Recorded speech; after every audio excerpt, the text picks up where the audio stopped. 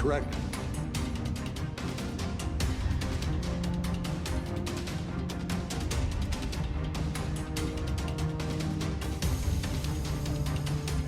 This little light of mine, I'm gonna let it shine.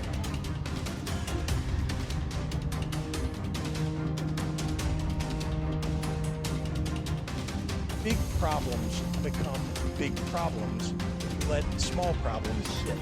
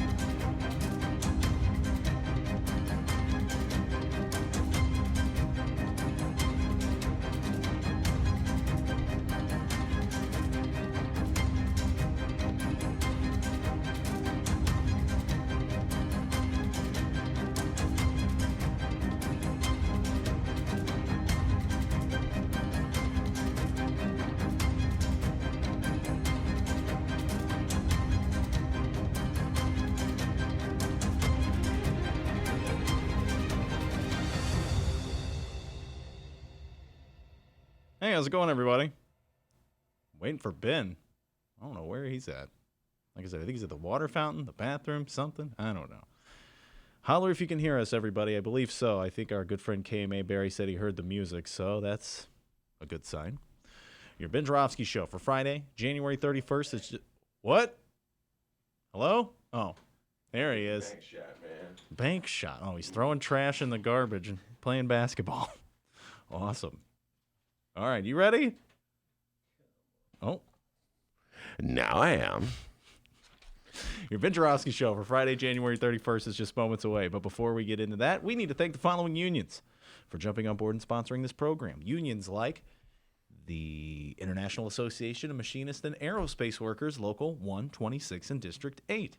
The International Brotherhood of Electrical Workers sponsor this program, Local 9. The International Union of Operating Engineers, Local 150 are sponsors. And, of course, today's Ben Joravsky show was brought to you by our good friends at the Chicago Federation of Labor. Benny J, for the fourth and final time this week, let's hear that song of the day. You know, I was hearing this last night. I played it last night when I was doing the dishes. Ooh. One of my favorite songs from, guess what decade? 70s. Yep, one of my favorite. Come on, I know everybody's going to bring out the air guitar. Got a black magic woman. That's the bass. That's the bass? Well, it's actually the guitar. Here's the bass. There we go. Got a black magic woman. The Ben Joravsky show starts now. Yeah, man.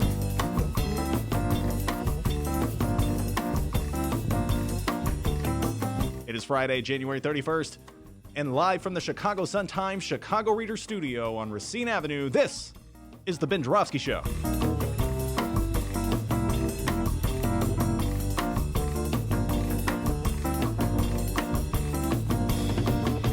Today on the program, it's another Rummana Rundown with Sun-Times editor Rummana Hussain. Jacobin magazine writer Micah Uetricht returns. And we welcome back David Seaton, co-host of WVON's Seaton and Buchanan. And now your host, Chicago Reader columnist, Vinny J. Joravsky. Hello, everybody. We're calling this Rom the Writer Friday. And here's why. I was hoping you would do this. Yeah, the doctor asked me to do this. I said, coming right up. All right, did you see that Atlantic Monthly fired Rom as a columnist the other day? That is not correct. Let me immediately correct that, okay? I said that earlier today, and someone corrected me. Go, Ben, that's not right. So let me clarify. The show's 10 seconds old. I've already made a mistake. They didn't technically fire him. It's a little more complicated than that. They dismissed him. They took away his title. They took him off the masthead. I think he was contributing it. Thank you, Robert Mueller. Here's the situation. Rom, of course, is Rahm Emanuel, the former mayor of the city of Chicago, in case you have forgotten. And Rahm Emanuel, after he left office, launched his career in the media. He became a contributor to ABC. We've already played some of his insights into what the Democrats should do. His recommendations that the Democrats move further right in order to defeat Donald Trump. Our commercial breaks feature those clips quite a bit. Yes, we do. I think what's a good idea is we act more like Mitt Romney, and that's how we're going to win that's how we're going to defeat Donald Trump. Mayor Rahm's advice as a political strategist. He's written columns for the Washington Post, where he talks about how the Democrats should move further right. And he also doesn't he work for some kind of hedge fund or something like that, some kind of investment firm making big time do-re-mi with some of the same clients who are probably going to be protected if the Democratic Party moves further right. Aha! I see the light coming on. Take a chill pill, man. Oh, sorry, Rom. Anyway, so one of the deals that Rom cut early on was that he got himself a gig as a contributing editor to Atlantic Monthly. And soon thereafter, he began writing columns, which, of course, we discussed and analyzed the columns. Well, it turns out that his getting that gig did not sit well with some of the staffers at the Atlantic Monthly, who pointed out the brief history of Mayor Rahm in the city of Chicago. And for those, we have out-of-town listeners. Can't pretend they all know who Rahm is, right? Mm-hmm. We got millennial listeners who are youngsters back in 2011 when Rahm got. We can't pretend they know everything, right? They weren't even in. Where were you in 2011? You were still in sixth grade, or 2011? Oh, right, you're a little older than that. I just moved to Chicago. Okay, for the second time in 2011. Well, you weren't paying attention, all right? So you didn't know. Oh, here's the deal. Rahm was chief of staff to Barack Obama. Barack Obama and his wife, Michelle Obama, couldn't take another minute of him. So instead of just firing him the way Trump would do, get out of here. Say what you will about Donald Trump, all right? Oh, boy. That's how to get the listeners. He knows how to fire somebody. Anyway, instead of firing, they felt guilty, because it was Barack Obama who asked Rahm to be his chief of staff, and Rahm did give up his seat in Congress to become Barack Obama's chief of staff, and it really wasn't working out. It was a total disaster.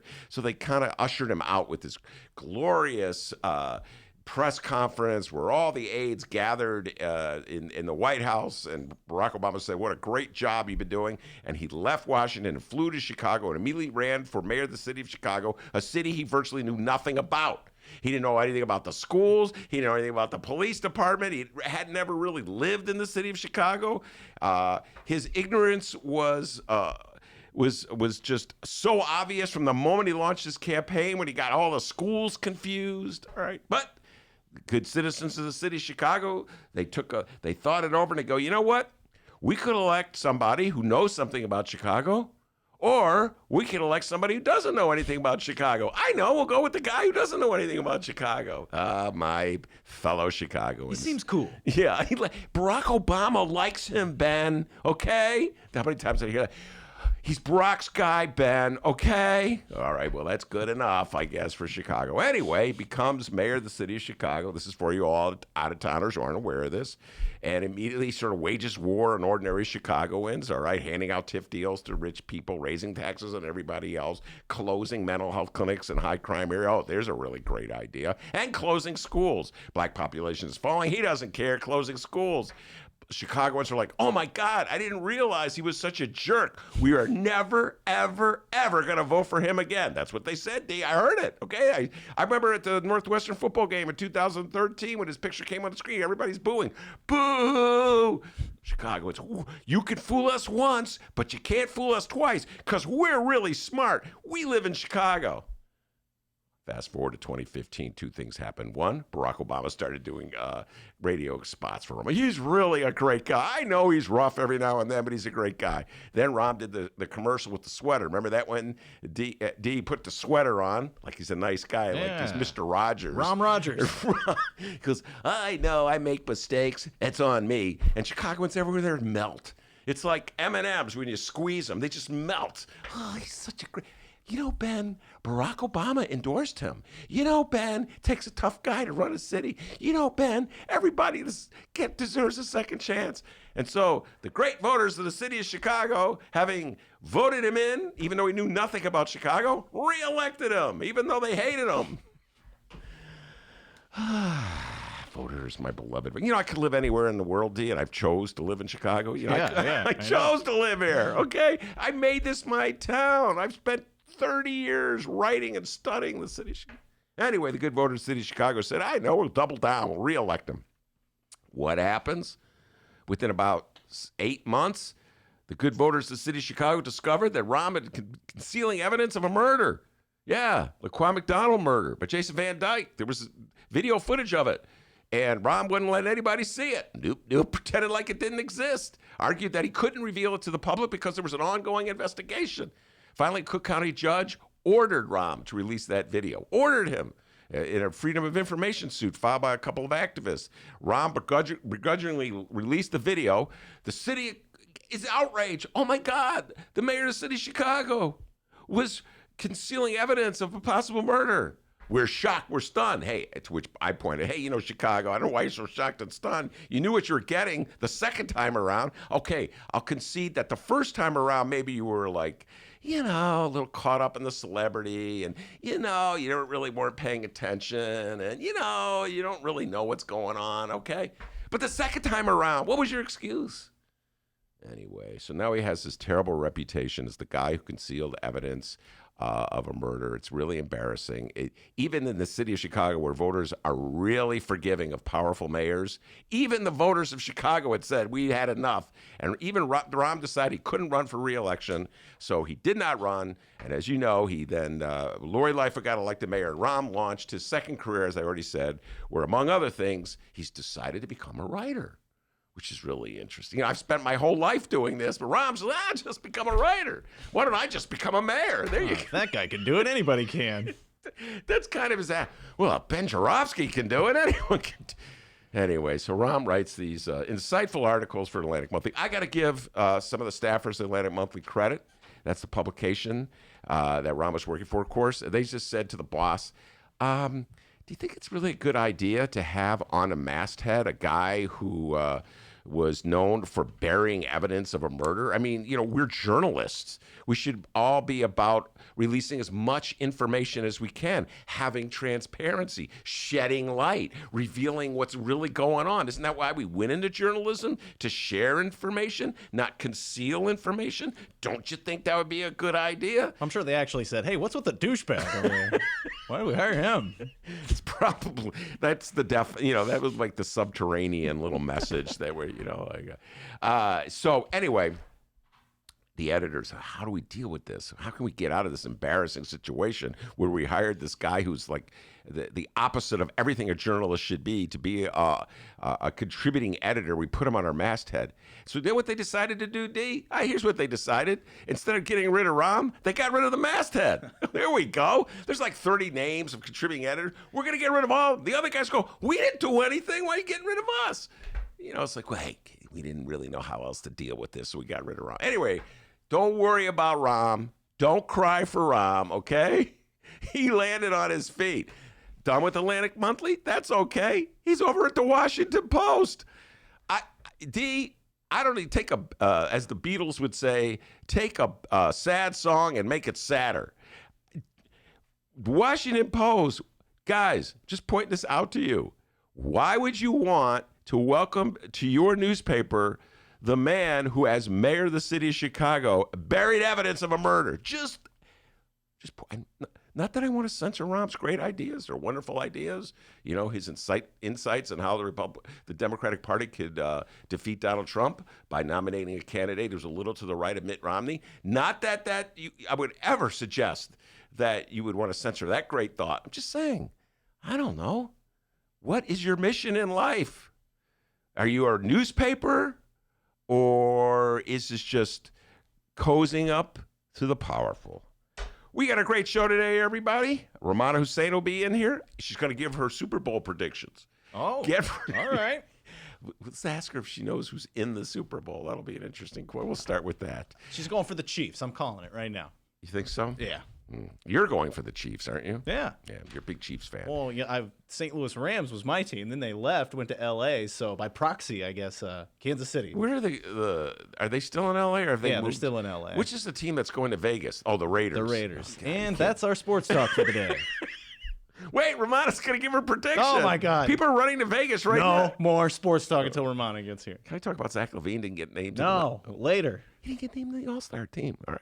Juwan Hall out there, by the way, I just want to say this, has been trash talking me all morning with text messages about how Zach LaVine didn't make it to the All-Star team. Anyway. Why do you do this to me? Micah Uetricht will be here, Jacobin Magazine. He'll be talking all things politics. He's going to be talking about the fatalism that Democrats have right now. Oh, we're going to lose. Oh, there's nothing we can do. Yeah, go knock on some doors. Get off your butt. Stop crying about it. Mike will be in. And then David Seaton. Now, all right, listeners, be nice. Disclaimer. Okay? Be nice. On our show, we go from Joe Biden left. All right? We welcome everybody from the Democratic Party. Some of our listeners of the Bernie persuasion are not happy with Joe Biden supporters, but David Seaton, well, he's a bit of a Joe Biden supporter. He's got some interesting things to say about Joe Biden's success. Ooh, this guy's calling me again, D. How about that? Oh, great. Someone calling you during the show. So you love when that happens. I'm hoping that Micah sticks around with David Seaton, get a little debate going between a Bernie bro and a Biden supporter. How about that, D? Wouldn't that be fun? Let's see it. So a lot of political talk ahead, but before we do any of that, the young man from Alton, the man they call Dr. Doobie, with the news. Hey, everybody. Let's find out what's happening in Chicago and/or Illinois this afternoon. More fallout from the bribery guy, former state senator Martin Sandoval. But first, some not-so-serious news. As a wise governor once said on Wednesday, big problems become big problems when you let small problems sit. And by God, Illinois Governor J.B. Pritzker is putting his state of the state statements into action. Wait, hold on. Big problems become big problems when you let small problems. Scott, how does that tooth do it? You go to the dentist? I can't afford it. All right, now, if you recall, we had a little problem last summer when the country music band Confederate Railroad was booked to play the DuQuoin State Fair.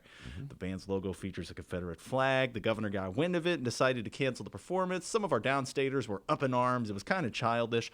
All the ingredients of a little problem. Well, our governor and company may have officially nipped that at the bud by booking a man who may arguably be the best country music performer of the early 2000s. Ben, put on your cowboy hat. Toby Keith is coming to the Illinois State Fair. That's correct. Toby Keith. Oh, yes, it's true. Toby Keith.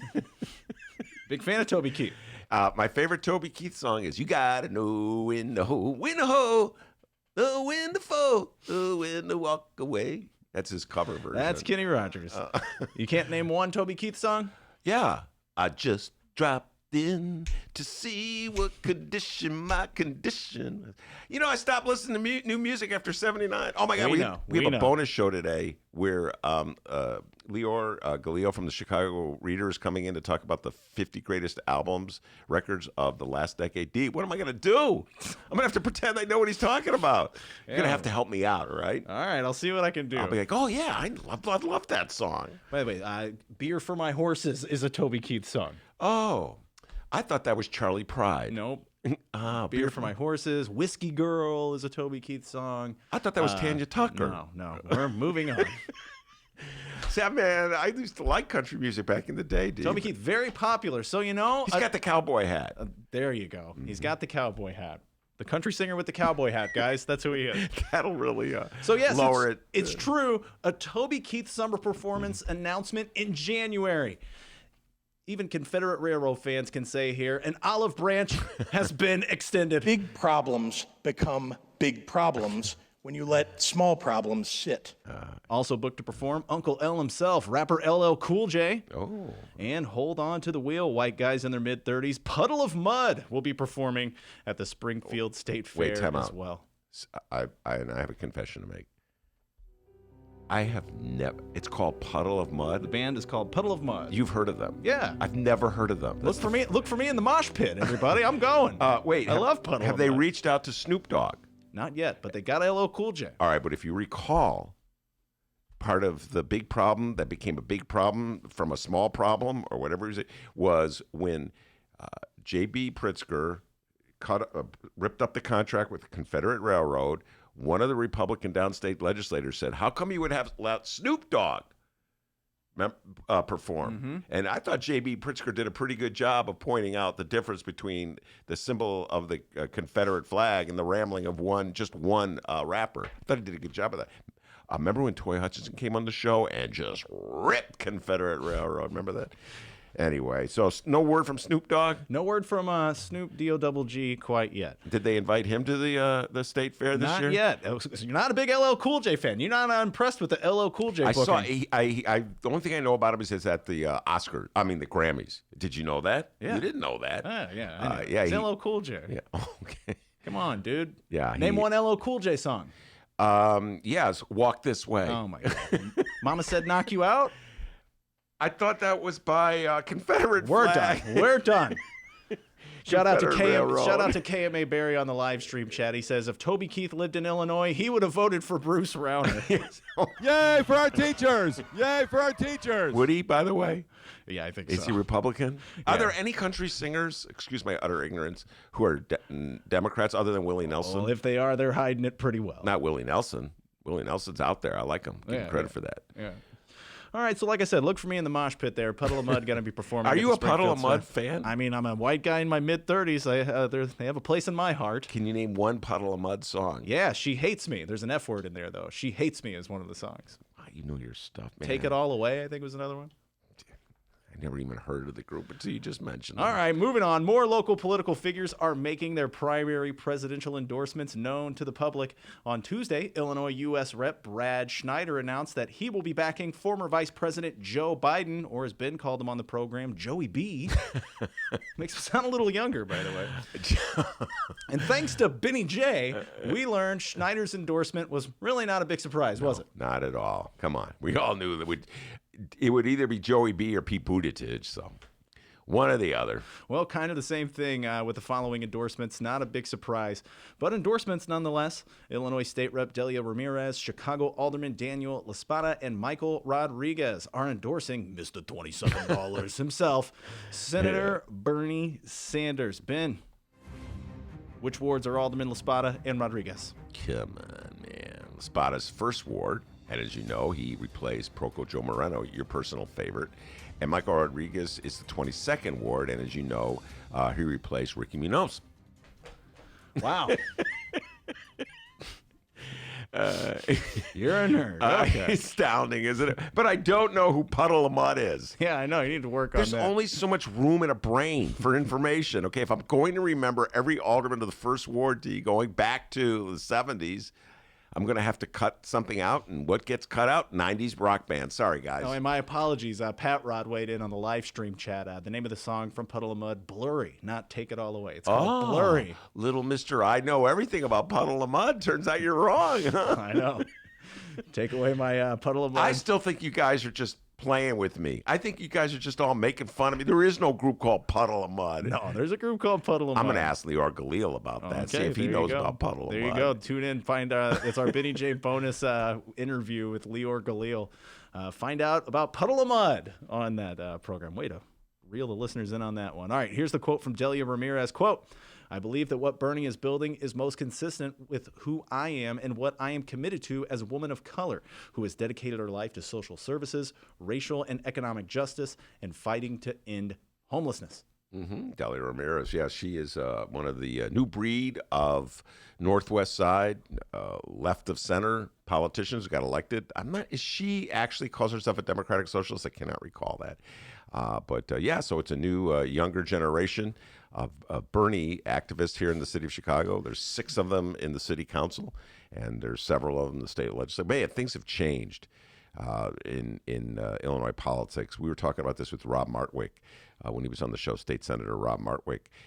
During the age of Rahm, if we can go back to that topic, age of Rahm, where Rahm was such a powerful person in not just the city of Chicago, but really in the state Democratic Party. Progressives was a bad word. It was so bad that a lot of the legislators, when Martwick tried to put together a progressive caucus in Springfield, he loves telling this story, he couldn't get people to join him because they didn't want to be associated or affiliated with the troublemakers who were calling themselves progressives in the city of Chicago, who dared to defy Rahm, Scotty Wagsback, John Arena, et cetera, and so forth. And so now, of course, things have changed. Rahm's on the outs. It's so bad that the writers at the Atlantic Monthly are rebelling just because if he has his name on the masthead. He was pretty much run out of Chicago by the voters, who said, we really will get it right this time. By the way, D, I'm not quite sure they would have. You know what? I'm just throwing that out there. I love my city. I love my fellow Chicagoans. But when it comes to voting, when it comes to electing mayors, oh God, they're like the Bulls. Oh wait, I'm not allowed to do a sports metaphor. They're like the Bears drafting a quarterback. They just can't. They get panicky and sweaty, and they go, "I'm nervous. I'm going to go for the incumbent, the all-powerful guy, even though I hate him." So anyway, I still think they may have reelected Rahm, even though they hate him. But there's a new generation of progressives in the city of Chicago, in the state of Illinois. Delia Ramirez is one of them. Not afraid to call themselves progressive, not like it was about 8 years ago. And can we come up with a different word for us? Like, I don't know, liberal or, independent or reformer? Not progressive. It's too scary. All right, well, now that we've had some good, clean fun here on the Ben Joravsky Show, let's get down in the mud, or a puddle of mud, if you will, and discuss this damn dirty Illinois corruption and the ongoing saga known as Sandoval Gate. Marty Sandoval. Nobody ever even heard of the guy, state senator from the Southwest. No one heard about him. So, he got caught with his hand in the cookie jar. This update brought to you by SafeSpeed, the red light camera company. It's not true. He's joking, folks, okay? The following comes from ABC 7 Chicago. When former state senator Martin Sandoval pleaded guilty to bribery charges and named the red light camera company SafeSpeed as the source of the dirty money, he caused aftershocks across the political landscape in Illinois. Illinois Politico got the scoop on this one. Cook County State's Attorney Kim Foxx said that she's giving a donation from former Senator Martin Sandoval to charity in light of his admission of bribery. According to the State Board of Elections, Sandoval gave Foxx $5,000 in 2016. Fox's team says the funds will be split between Black Ensemble Theater and the Chicago Children's Advocacy Center. Here's the quote from Kim Foxx spokeswoman Sylvia Ewing, quote, "We vet all contributions coming into the campaign to comply with our ethical standards. The moment we learn a donor no longer meets those standards, we immediately donate the funds to a charitable organization." Now, Ewing did not respond to a question about donations connected to Alderman Ed Burke. Ben, of what ward? 14th. What a dork. Who's also been charged with corruption. Though Foxx relinquished Burke's personal donations to charity, she has held on to some $30,000 donated by others at a fundraiser at Burke's home. Wait, time out. So she kept the money. Okay, I'm starting to really think about this. Like, why do you have to give up the money? I'm just thinking about this, all right? PR, I guess. It's PR. Look, Marty Sandoval gave money to Kim Foxx, Rummana Hussain's company. She's our ethicist around here. Maybe she can shed some light on this. Marty Sandoval donates money to Kim Foxx. That's his way of, I don't know, showing that she's his ally. How does that make her done something wrong? Just in general, this whole thing where people give back the money all the time, it's just like there's something McCarthyistic about it. You know what I'm saying? It's just sort of like, what is that? What makes Chicago corrupt? Is that what makes Chicago corrupt? That you have a state senator like Marty Sandoval who contributes to Kim Foxx's campaign or contributes to this one's campaign or that one's campaign? Is that what makes Chicago corrupt? How about the way we just like give billions of dollars to developers who don't need it for their upscale projects? Is that not a form of corruption? No, we call that, what do we call that? Economic development. So it's really, Chicago's just got this weird thing, this obsession. Did Kim Foxx, did she participate with Marty Sandoval in his bad doings? No. So I don't know why she has to feel compelled to give back the money. I understand the PR aspect, as they say, Rummana, the optics of it. I understand the PR move. And I guess it becomes an attack ad for the other. She took money from Marty Sandoval. But everybody's giving money to everybody else in the city of Chicago. I mean, when Ed Burke, who was perhaps, I don't know, the arguably most corrupt alderman of the last 20 years, it's like on a routine basis he gives money to aldermen when they get in or when they got in, not anymore.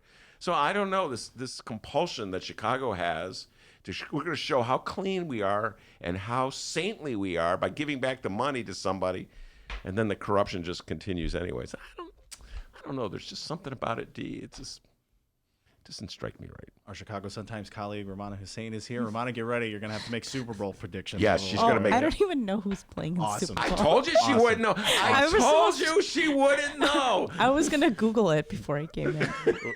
ABC 7. By the way, it's in the back of your Sun-Times. Okay, I'm going to help out Rummana. The Sun-Times, there's the front section, which is the hard news. Turn it over, you got the sports section. ABC 7 confronted House Republican the leader 49ers. Jim Durkin. ABC confronted House Leader Jim Durkin about the $7,500 he'd received from Safe Speed. Durkin said, quote, "I don't want that money. It will be sent off to a charity in my area, and we will be doing that very soon. But in hindsight, you don't know. You expect that people are going to play within the rules and acting a lawful manner, but I will not accept that tainted money." All right, it's tainted money. Okay, Durkin. In January 2018, Safe Okay. Speed made a donation of $5,000 to Illinois Attorney General Kwame Raoul. Is he giving the money back? What do you think? Yes, because it's tainted money. Raoul said on Thursday, quote, "I haven't decided what charity yet, but it is my intent to donate the contribution to the charity." How about the Ben Joravsky show? There's a charity. Give it to the Ben Joravsky. Yeah, I got to pay rent like tomorrow. That would be awesome. I don't know. Everybody It's in so crazy. Illinois.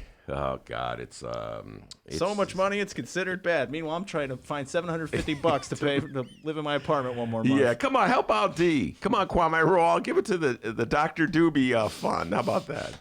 All right, so there you go. That's our local news there. We'll keep you posted on these stories as today's program rolls along. Let's go to the live stream chat here before we go to break here. A lot of Puddle of Mud, Toby Keith talk going on. By the Good way, time times. out.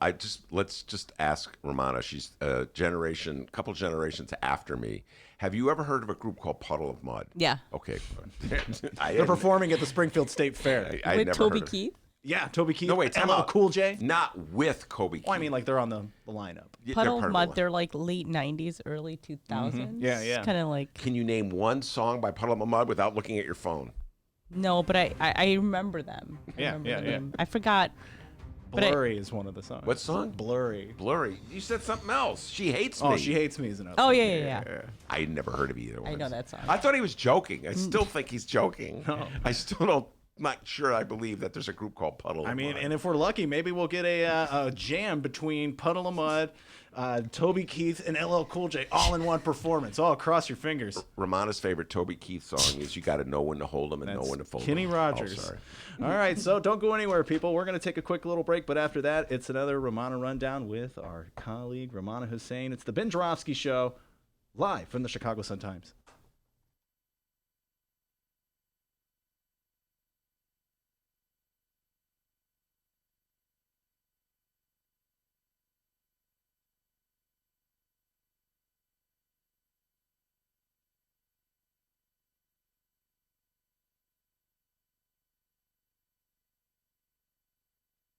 Read the Chicago Reader to get up to speed on what's what in Chicago. Culture, food, arts and entertainment, weekly concert listings, weekly event listings, the environment, travel. I can continue, but you get the point. And for all of you Chicago political junkies, raw weekly columns on real city politics from Maya Dukmasova and our very own Ben Joravsky. The Chicago Reader, free to the public in newsstands throughout the city and online at chicagoreader.com. Read it now and be a more informed Chicagoan. Did you know that 40% of the people in Illinois opt to be cremated? Well, it's true. And Chicagoland Cremation Options honors their wishes by providing cremation services directly to the general public. Chicagoland Cremation Options provides an affordable, ethical, and easy cremation arrangement, whether in person or online. Save thousands and streamline the process by going directly to Chicagoland Cremation Options. It's a family-owned business operated by my good friend, Douglas Klein. Here's how you reach them. ChicagolandCremationOptions.com. One more time, ChicagolandCremationOptions.com. We did big things to help people, real people who live and work here every day. We raised the minimum wage. We advanced equal pay for women and minorities, provided millions of Illinoisans relief from high interest on consumer debt, and expanded health care to tens of thousands more people across our state. We are reaffirming that our most important commitments are to our children and their education. Mark my words, Illinois will be the best state in the nation to raise a young family.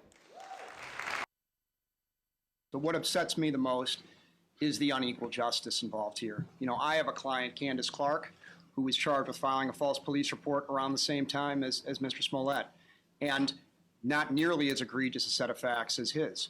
And we go to court every month. She visits a probation officer every month. She has to maintain a job. If she doesn't, she has to do community service. She has to be enrolled in GED classes. If she wants to leave Cook County, we have to go to court and get permission of a judge to do that.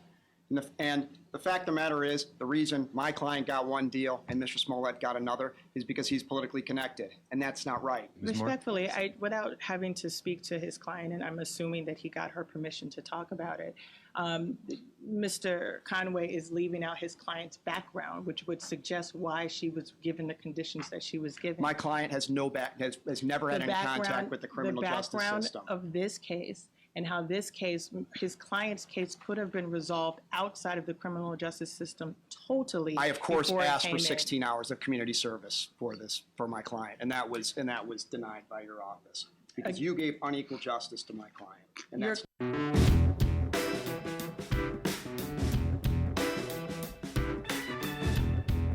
Commercial break over.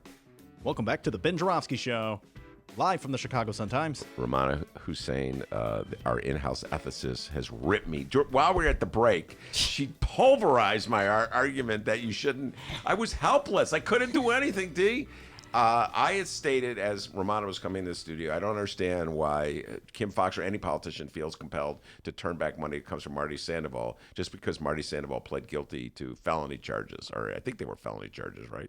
Having to do with the red light camera program, which, what a fraud that is. Anyway, and then I said, so Rummana, you're our office ethicist. What do you think about it? And then she had a pretty good comeback. Go. All I said was your girl, Amara Enya, took money from Kanye West. That is correct. And she was running as a progressive. I don't know. I think most people would look at Kanye and think that he wasn't a progressive, and I think there would be questions as why you'd want to take money from him. Yeah, well, because nobody else was giving her that kind of money. No, I'm just saying. There's a certain realism about politics. I think politically you have to give back money from people who are arrested or, are seen as. Well, Kanye West. Okay, so Amara Enya was running for mayor of the city of Chicago in the first go around last year, and she took money from Kanye West shortly after Kanye West had, in my humble opinion, made a fool of himself hanging out at the White House with Donald Trump. Truly one of the weirdest moments, Rummana, in modern presidential history. Remember that one, the press conference? Yes. And where Trump was nodding his head and listening to Kanye West babble. Like, yeah, he's making a lot of sense to me. I just think that's so bizarre. Yeah, it was very bizarre. Anyway, but anyway, I'm just saying that I'm sure there's a lot of people who would disagree with you. Oh, I know there are. Are you kidding me? In terms of you're taking money from Kanye West, but you're talking about progressive politics. Mm-hmm. And this is Kanye West who is saying that Donald Trump is like this awesome man. Mm-hmm. And he's wearing a MAGA hat. Yeah, and it's just bizarre. Okay. I don't know. I think a lot of people would, but I'm just saying politically, I think people feel like when there's someone, with Ed Burke, Tony Preckwinkle had to give, I don't know if she had to, but she gave back her money. Yeah. That was the point I made. You don't have to. You don't have to. Of course, you don't have to. But yeah, I guess there's a lot of people who have issues, and they're the ones with the money, right? So.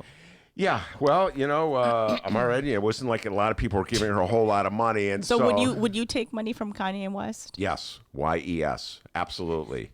Why wouldn't I? I mean, even though he represents what insanity? You don't believe in. I'm just saying, if I was a politician and someone was supporting Trump, I don't think I would take money from them. Wow. You would not take money from anybody who supported Trump. I'm a daughter of an immigrant and I'm a Muslim. Why would I take money? I wouldn't take money from anyone who necessarily was a Trump supporter. Wow. There's a lot of people out there who voted for Donald Trump. I know there were. They probably wouldn't. I'm telling you, they wouldn't vote for me. Yeah, so they're probably not going to give you the money anyway. Exactly. It's not going to be an issue. Exactly. I bet you Kanye West, I don't even think Kanye West voted, by the way. I don't think he voted in the last election. But anyway, all right. So our in-house ethicist says, turn the money back. No, I didn't say that. I'm just saying a lot of people would have problems with it. So that's why politicians probably feel the need, especially with someone. It's one thing if it's someone that isn't in the news, but if someone just is in the news right then and there within the last few days, I think most politicians would return. Oh, yeah, absolutely. They're all doing it. You're just saying that they shouldn't. Yeah, I'm like, I don't. Marty Sandoval gave Kim Foxx money. We're talking about Kim Foxx, but there's plenty of other politicians. Oh, yeah, I just don't know who he gave the money to. And I don't think that's an indication that Kim Foxx is a corrupt person. No. This guy was, I don't know, he was just trying to curry favor with her. Mm-hmm. So that's how politics works. That's how politics works. So in order to to offset an attack ad by one of her opponents, she gives the money back. They're still going to launch the attack. She took money from. What about Rahm Emanuel? What if Rahm Emanuel gave you money? Well, that is an interesting story. Rahm Emanuel's lawyer, whose name escapes me now. If you the Corporation Counsel, what was his name? Stephen Patton was his name. Stephen Patton was Rahm's lawyer. Follow me in this. The Corporation Counsel, and he was the one who gave Rahm the advice on how to deal with the Laquan McDonald case. Ultimately settled with the family. Don't release the video. He donated to Pete Buttigieg's campaign. Oh, and when that emerged, Pete Buttigieg says, "I'm shocked. I'm outraged," and he gave the money back. Meanwhile, Pete Buttigieg is like, courting Rahm, and Rahm's courting people. Why is it bad to take Steve Patton's money? It was just the lawyer who advised him, but it's okay to have Rahm Emanuel be, your pal or your cohort or something. Do you follow what I'm saying? Yeah. I think Steve Patton is the one. I think he might know my husband's parents, or he was from Michigan, I think. So I think I did not know that. Yeah. Mick Dumke. I think Mick mentioned that once. So should we not take money from Mick Dumke because he knows? I'll take money from Mick Dumke. I'll take Mick Dumke. So, all right, moving on from our ethical questions of the day, just before we take the deep dive on the insanity of Smollett Gate and talking about the Washington Post, getting your predictions. There was a pretty funny story that you sent me in the New York Times. Oh yeah, correlating voters' choices in Iowa. In Iowa with their love for Indian food. Go ahead. Yeah, I think I forgot who took a survey, but they just gave out. I think there was somebody in Iowa put out a survey. I forgot who it was, but then they asked voters random questions like, "Have you eaten at an Indian restaurant within the last 10 years?"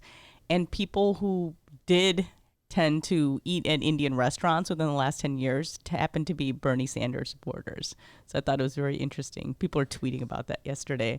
So if you eat Indian food in Iowa, you might be a Bernie Sanders fan. So I thought that was kind of funny. And of course, a lot of Indian people like me are like, there's Indian restaurants in Iowa, or are they any good? But two separate questions. But no, there are Indian people everywhere. So that it makes sense. So it was interesting. You have to read the article, and it just said it was just saying that if you didn't eat at an Indian restaurant, you could be a Biden supporter or something. But it was a pretty funny article. I think a lot of people were sharing it yesterday. I guess so. I have no idea what the possible correlation between liking Indian food and wanting to vote for Bernie Sanders would be. They just said something like, and then there was this one part where they said that if you're likely to travel overseas, like in certain parts of the world, you probably didn't even vote for Trump. It's like it was like this interesting. It was just talking about, different things about personalities and people. And, there's people like me. I don't really eat in Indian restaurants because I'm Indian and my mom makes really good Indian food. So I don't like Indian restaurants in general. But it did mention that. They're like, there's so many people who don't eat at Indian restaurants. Wait, you don't like Indian restaurants? Or no, because I don't think they're that good. And you can even ask my husband, Mick. I told him I don't eat at Indian restaurants because he likes Indian food. And I'm like, well, that's because my mom cooks well. And he now doesn't like Indian restaurants either because he likes my mom's cooking. Okay. And he even says, I've become kind of a snob. I don't like Indian food from restaurants anymore because it does definitely taste different. Well, I have to tell you this. My wife, in my humble opinion, is the best. She makes the best Italian food of anyone I've ever. So I don't really go. She wants to go to an Italian restaurant. And I'm like, why should I go to an Italian restaurant? Their pasta's not going to be good as your pasta. So I can understand where you're coming from.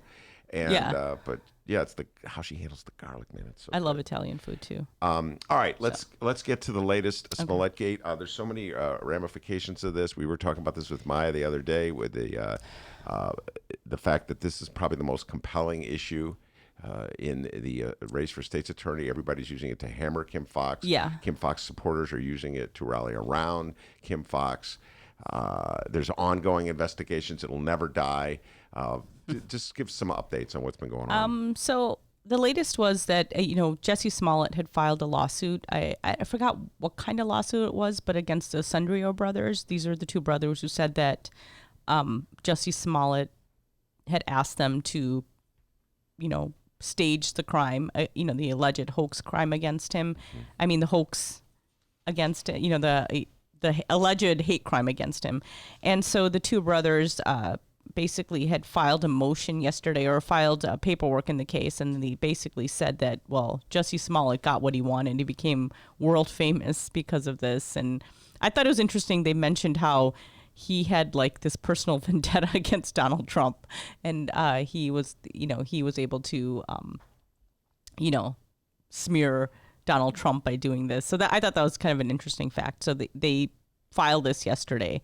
And I don't know. I don't know if Jussie Smollett's lawyers filed anything in response to that yet, but that's the latest. And then we talked about I know I talked to you earlier this week. The Tribune had written an article about this police commander, Edward Wednicki. Mm-hmm. He was basically overseeing the Smollett investigation, but he was recently reassigned and being investigated by his own police department because he was evading police while he was allegedly speeding in Indiana.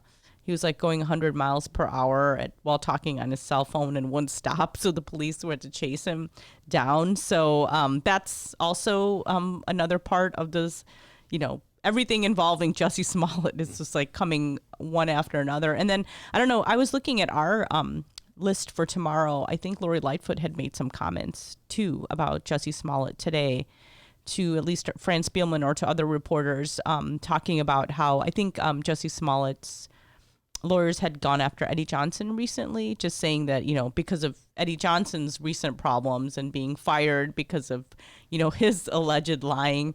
And so I think Lori Lightfoot was kind of, I don't know if she was defending Eddie Johnson, but I think she was going after Jussie Smollett. So I got to look at that story. I just saw a brief list description on our stories for tomorrow. So there's more Jussie Smollett probably stories in tomorrow's paper. I think Jussie Smollett, I know some people are saying, and you were talking about the Tribune's editorial. Was it the Tribune's editorial board where Kim Foxx and the other candidates for state's attorney had spoken? And I think most of the questions centered around Jussie Smollett. And from what I read, it became a Jussie Smollett extravaganza. And so a lot of people were saying that people are making too much out of this. I told you I'm in the middle with this. I don't think it's like the only thing that we have to focus on with the state's attorney's race, but to pretend that it didn't happen, I don't agree with that either. I think it's going to be something that's going to come up. Should it be the only thing that Kim Foxx's, candidacy should be, hinged upon? Probably not. But to pretend that like nothing happened with this, and let's just pretend nothing happened, I don't agree with that either. Well, there's not pretend nothing happened, but to say that it's not something that matters. I don't agree with that. Yeah, there's a couple issues here. One, the Maya's point, when Maya was saying on Tuesday that in the overall scheme of things, in terms of all the problems of criminal justice in Cook County and in Chicago, Justice Smollett is not even in the top 20. That's one statement, which I think I agree with. I have to go through a whole list. But we're humans. Yeah. You know, and this is just like a fascinating little story about everything. Yeah. I mean, so, trust me, there's some days where I don't even think it's a story. And I tell my editors, I'm like, do we have, it's like another Jussie Smollett. And these stories apparently do very well. So anytime anything happens with Jussie Smollett, like we want that story. Absolutely. It's like, break it's it interesting. down. Let's break it down. It's a celebrity. Yeah. It's Trump. Well, he wasn't really. Well, he's a celebrity now. Yeah, he is. He was on TV, so that makes him a celebrity. I mean, I have to admit, confession time here. I didn't know about him until this thing broke. But I didn't know about Puddle of Mud either. So it's like I'm not exactly. I probably saw Jussie Smollett because one time they were filming a courtroom scene of Empire at 26th in California when I was the criminal courts reporter.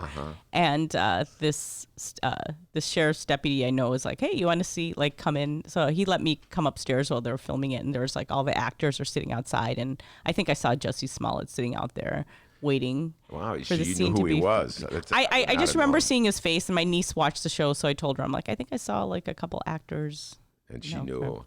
See, and this little new development that you mentioned, I saw that in the paper as well. All right, so folks, follow me on this one. Jussie Smollett, he's fighting this battle on several fronts, and one of which is that Mayor Rahm in the city of Chicago sued him to try to make him pay back the money it took for police to investigate the case. his phony claims.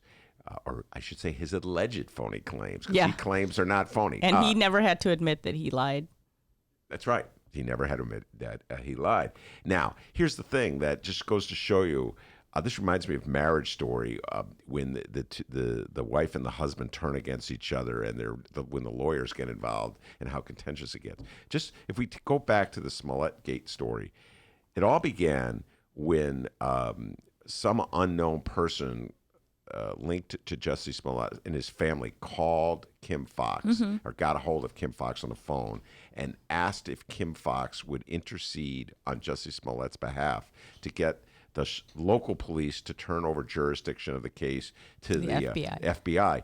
At that point, Kim Fox, instead of just saying, please, this is inappropriate, called Eddie Johnson, the police chief, and asked to do it. And from what I've read, he was sympathetic to the notion. Fast forward now, it's a jungle out there. Every lawyer is just like gouging eyeballs out. So Jussie Smollett, to try to embarrass the city of Chicago and get them to back off on their lawsuit, is letting it be known that his lawyers are going to go after all the files on Eddie Johnson. It's kind of like Rummana. They're like, all right, you want to play dirty with us?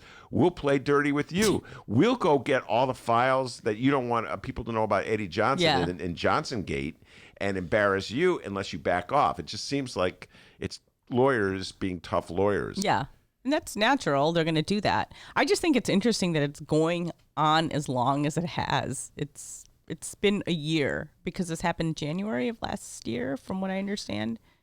And it's just continuous, like since, the charges were dropped, because I think the charges were dropped in March, and it's still going on, and the investigations are still going on, and we're waiting to hear back. And now there's Bill Conway's running, and then I don't know if you saw an ad, but he had the ad with his client. What was her name? Candace. I forgot her last name, but Bill Conway represented, it's Bill, right? Yes. Bill Conway represented this young woman who was charged with the same crime, just the same charges as Jussie Smollett, and the judge had mentioned the Jussie Smollett case, and Bill Conway, helped this woman, and then, it became a case and then he's running for state's attorney after this. And she's in this commercial where she's talking about how I don't know if you saw him. Oh, but I saw the commercial. I heard the exchange at the Tribune. They wouldn't win. Yeah, and how she talked about how Kim Foxx doesn't care about her because she's a regular person and not a celebrity. And so it's kind of interesting that she's in, and I don't know. I don't know how commercials get made, but I don't know, Bill Conway is he's the son of a billionaire. So it's from Carlyle Group. It's very interesting. It's interesting. It's like you think the Jussie Smollett story would end, but it just there's always a new peg coming out. Well, that what you just mentioned is something that would trigger a response in a voter. Mm-hmm. And I know it would trigger a response in me. Yeah. Okay. And that is that the world's not fair. There's a double standard. If you're a celebrity and you know people, you get treated one way. And if it's just an ordinary citizen, you get treated another way. And that there's you can't ignore the fact that Jussie Smollett got better treatment from the very get-go than an ordinary person involved. And so you had this one woman who was charged with just making up a story. I forgot what it was. It was I don't want to say obstruction of justice, but I think there was something involving forged checks, and it was the same. I'm trying to remember, what was Jussie Smollett charged with? He had 16 counts of. I don't know exact charges, but basically, I forgot. Well, God, what filing was it? a false police report. Yeah, filing a police report. So it was something similar to that. False police report, and so. It's clear, to any ordinary citizen in the city of Chicago, you know this, Rummana, will look at those two cases and say, absolutely, there's a double standard. One person got treated with relative leniency, as opposed to the other person. And so that's a very difficult dance for Kim Foxx to have to make. Yeah. And like I said, remember, they dropped the charges, but he never had to admit his guilt. And so if you talk to a lot of lawyers at 26 in California, even defense attorneys, they said that was very, very, very unusual. Yeah. That's what I've heard. But then the other side, so there's the double standard there. The other double standard is everybody's so hard on Kim Foxx for this thing. Why weren't they so hard on Richard Devine, the state's attorney, when he looked the other way at the Kochman case? So in other words, everybody's going to see a double standard when you look at this. There's always going to be a double standard with a double standard. So I think tough questions should be asked. We shouldn't pretend that it's not. I don't know. I don't think that people should be like, well, Jussie Smollett happened, whatever, let's keep going. It's going to be, I think it is a question that people have to ask. I think on the other hand, I do wonder, does it have to be the only thing we have to care about? No. Because in the grand scheme of things, in the criminal justice system, no. But to say that we shouldn't talk about it at all, I don't agree with that either. Like I said, I'm in the middle. Yeah. Well, even if you're not in the middle, it is going to be talked about. And I got to tell you, the Ascendero brothers, I have I have a sympathy for them in this whole thing. It's like Jussie Smollett's coming at them really hard, and it's like, all right, you guys cut a deal, all right? They got thrown under the bus pretty bad. Yeah. But anyway, and by the way, one last thing, I urge everybody to check out David Chappelle's routine on the Jussie Smollett. I did see it. Very funny. You think it was funny? You didn't think it was funny? I thought it was funny. I like Dave Chappelle. I mean, I don't want to see a show because I probably disagreed with him on many things, but I do like Dave Chappelle. We'll avoid a Dave Chappelle discussion now. All right, let's move on. Your thoughts on journalism. Rahm Emanuel taken off the masthead at the Atlantic. At the Atlantic, but found a home at the Washington Post. So. Oh, I didn't know that. Yeah, But I'm sure his journalism career is thriving more than mine is. So I don't have to. He's probably getting paid more than I am. So I don't. Probably out of that sentence. So anyway, yesterday I saw on Twitter. All of a sudden, I saw a Tribune reporter, I think Gregory Pratt, had tweeted that, Rahm Emanuel, I think a group of black staff writers at the Atlantic wrote to their management and said that they felt that Rahm Emanuel's name should be taken off the masthead because of the treatment of Laquan McDonald, the Laquan McDonald case. And so they cited that, and they wrote a letter to the management, and they took him off the masthead. But I don't know, I think the writers weren't asking that he stop writing, but I think take him off as a contributing editor. And so his name was taken off. They took all the contributing editors down. That was their solution. Oh, really? Yeah. So I thought just his Rom's name was taken off. No. So the way they do, yeah. So I have to give them credit. If they had said we just don't want Rom in this paper, that would have been like censorship of his ideas. Yeah, they said that they don't want him to stop writing. They just don't want his name on. Because they love his insights, his political. Like, how can we exist without these brilliant insights of how Democrats can win? We want more of them. So what they did was they took down all the contributing. All right, we can't. So in other words, that. Oh, I thought they just took his name off. No. They took away the category of contributing editor, and they made a secondary category contributing writer, and reduced the number of people. And they were like, well, we were thinking of doing this anyway, and now this gives us. That's not that. Then everybody else got their names taken off. So yeah, is everybody else? They're probably all mad at Rom now. Yes, they are. As well, they should be. Everybody should be mad at Rom. Yeah. So I thought that was pretty funny. They came in the aftermath of the Washington Post condemning the writer for tweeting Felicia out. Sonmez. Yes. Yeah. That was very interesting. I should tell you that Kobe Bryant's death, I mean, I'm someone that doesn't really follow the NBA that much as you do. And I don't know, it's just totally took my breath away when I found out he died. And, you know, I'm not, like I said, I'm not like someone who follows the NBA, but obviously I know who Kobe Bryant is. And I remember when he started in the NBA, wasn't he a teenager at the time? He was a teenager. 18. Yeah, and he was so young, and 17. 17? Oh. He was drafted at age 17.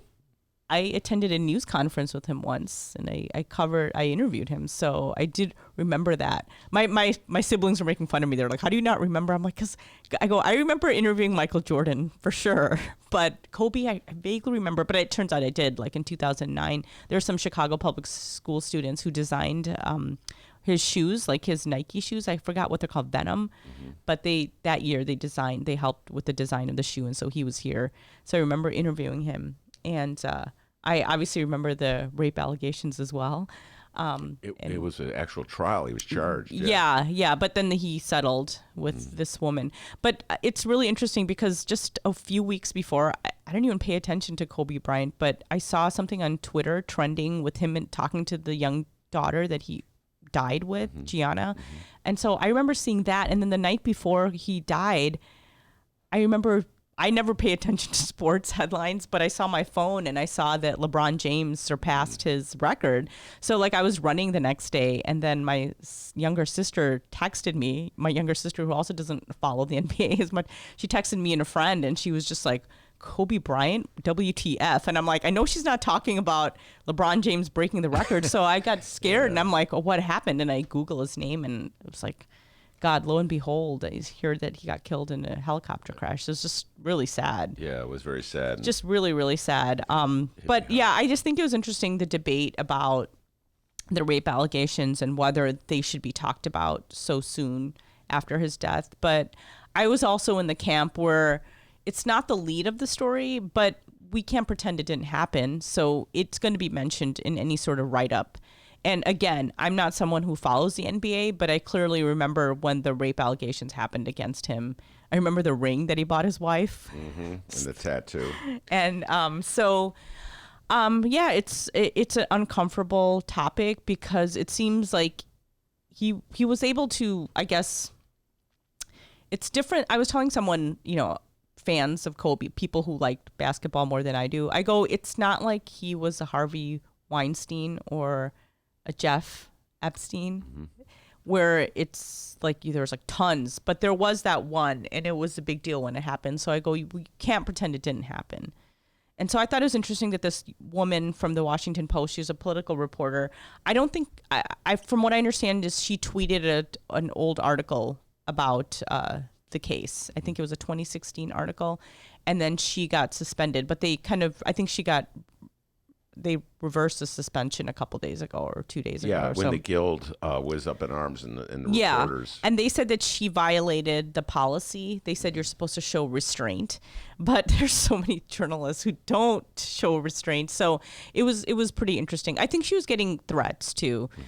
So there might be a question of like maybe I don't know what part of the policy she necessarily violated. So I think one of her editors defended her and said that she didn't necessarily violate, but we're supposed to show restraint when in times of death. And people were saying, well, she just tweeted an article. Yeah.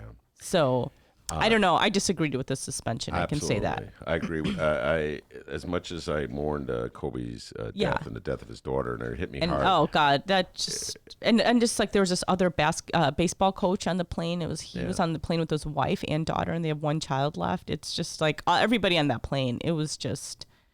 Yeah, it was really sad. But the larger issue for journalists is, man, it's a difficult time for journalists out there. You don't know what to do. They say go on social media, get people to follow you on Twitter, tweet stuff that gets a lot of responses. So then she tweets something out, she gets a bunch of responses, and they suspend her. I'm like, what are you supposed to do, David Seaton? He's on next. He's got to think of an answer on that one. But I don't know what a journalist is supposed to do anymore. They tell you to go out and make yourself well known on social media and have a personality. She makes herself well known, and they go, "You've gone too far." Come on, Washington Post, and then they hire Rahm as a columnist. Good God, let's just destroy journalism right now, okay? Twitter, don't get me started on Twitter, D. All right, Rummana, before I let you go, I need everybody out there wants to know who will win on Sunday. She just figured out, David Seaton, who was playing on Sunday. After you made me look at she's the our paper. football expert here. Folks, go to Vegas and put your money, go to Indiana. You can put some money down in Indiana. All right, who's your prediction? So I'm going to predict, now that I know the 49ers are playing, I'm going to predict the 49ers. Any particular reason? The only reason is because my brother's a fan. It's just really weird. My brother likes every Chicago team. He doesn't like the Sox. He's obviously a Cub fan. But for some reason, he grew up liking the 49ers. And so he's a 49ers fan. So I'm assuming, he grew up, I don't know if he's still a huge fan, but he kind of grew up liking them. So this is really not a prediction based on like the size of the offensive line versus. Well, it's the Chiefs, right? That is correct. The Chiefs and the 49ers. Well, that's because you told me it was in the back of page of the trip sometime, so I looked it up really quick. I only care about the Super Bowl when the Bears are in it. So it's been a while. So I watched when 85 Bears I watched, and I watched the whole Super Bowl. That's the only time I really paid attention. I've been to Super Bowl parties, and I barely pay attention except the halftime show. But the two times I did watch pretty intently was when the Bears were in 85 and in 2007. Yes. When Prince played the halftime show. It was really good. For 10 trivia points, who's playing the halftime show this So that's easy. Shakira and J-Lo. I know that stuff. She knows her halftime shows, ladies and gentlemen. But I don't know. I'm sure I will know who. Don't people bet on this? Yes, they do. Bet big time. Betting is going on right now. People are rushing to Vegas. So what are most people saying? The Chiefs? I don't know what. I was looking at the predictions of our sports writers. 49ers are ahead because I don't know about that. I understand the 49ers are the favorites, but I kind of like Mahomes. All right, talking to guests without a microphone. All right, you know what? You're right. Absolutely right. We're going to let Rummana get back to work. David Seaton's on deck. He's ready to talk all things national politics, some interesting insights on Joe Biden, and a lot of other things. We have David Seaton coming on when we return. Hey, everybody. What you're about to hear are the piano stylings of Jeff Manuel. Man, listen to Jeff go. Jeff Manuel has been playing piano around Chicago for years. He's played for conventions, for celebrities, played in basement bars with blues bands. He's played at prestigious social clubs, fine restaurants, and in the intimacy of private homes. Book Jeff Manuel at jeffemanuelpianist.com. Don't worry, I'll spell his name at the end of this commercial. You know what Chicago Magazine said? They said that Jeff Manuel is, quote, as comfortable with Chopin as he is with Cole Porter. He's excellent and his performance is joyous. He offers an elegant stream of compositions and interpretations that entertains the mind but won't hurt the ears. To hear more of Jeff Manuel's work and to book Jeff for your next event, go to jeffmanuelpianist.com. I'm going to spell it out for you, people.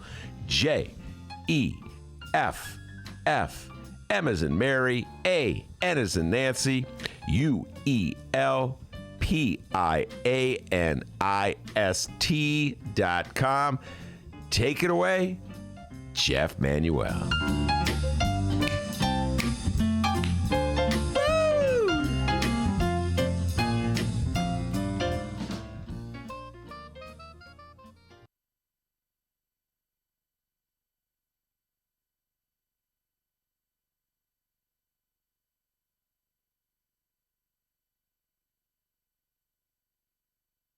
in your ad, when you say I made mistakes, and I just want to go back to what Eric was saying, the mistake was lack of communication. Does that mean if this case went through the system exactly the way it did before, you would have gone with 16, you would have gotten a 16-count indictment and then dropped charges? You still think that was the appropriate response to this case?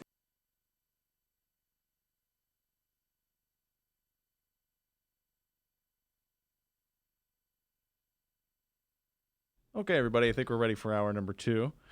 Your Ben Joravsky Show, hour number 2. It's just moments away, but before we get into that, we need to thank the following unions for jumping on board and sponsoring this program. Unions like the International Association of Machinists and Aerospace Workers, Local 126 and District 8. The International Brotherhood of Electrical Workers, Local 9 are sponsors, as well as the International Union of Operating Engineers, Local 150. A giant shout out to those unions for jumping on board and sponsoring this program. And of course, today's Ben Joravsky Show is brought to you by our good friends at the Chicago Federation of Labor.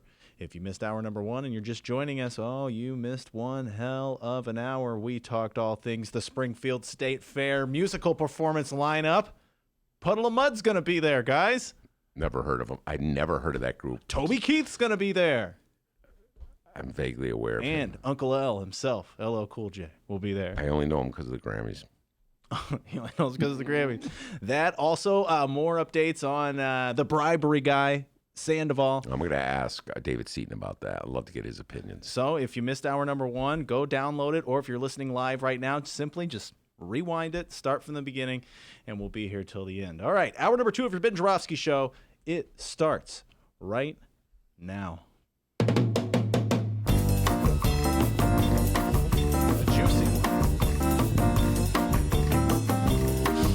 I realized my microphone was on when I said a juicy one. I have a juicy update. It is Friday, January 31st, and live from the Chicago Sun-Times Chicago Reader Studio on Racine Avenue, this is the Ben Joravsky Show.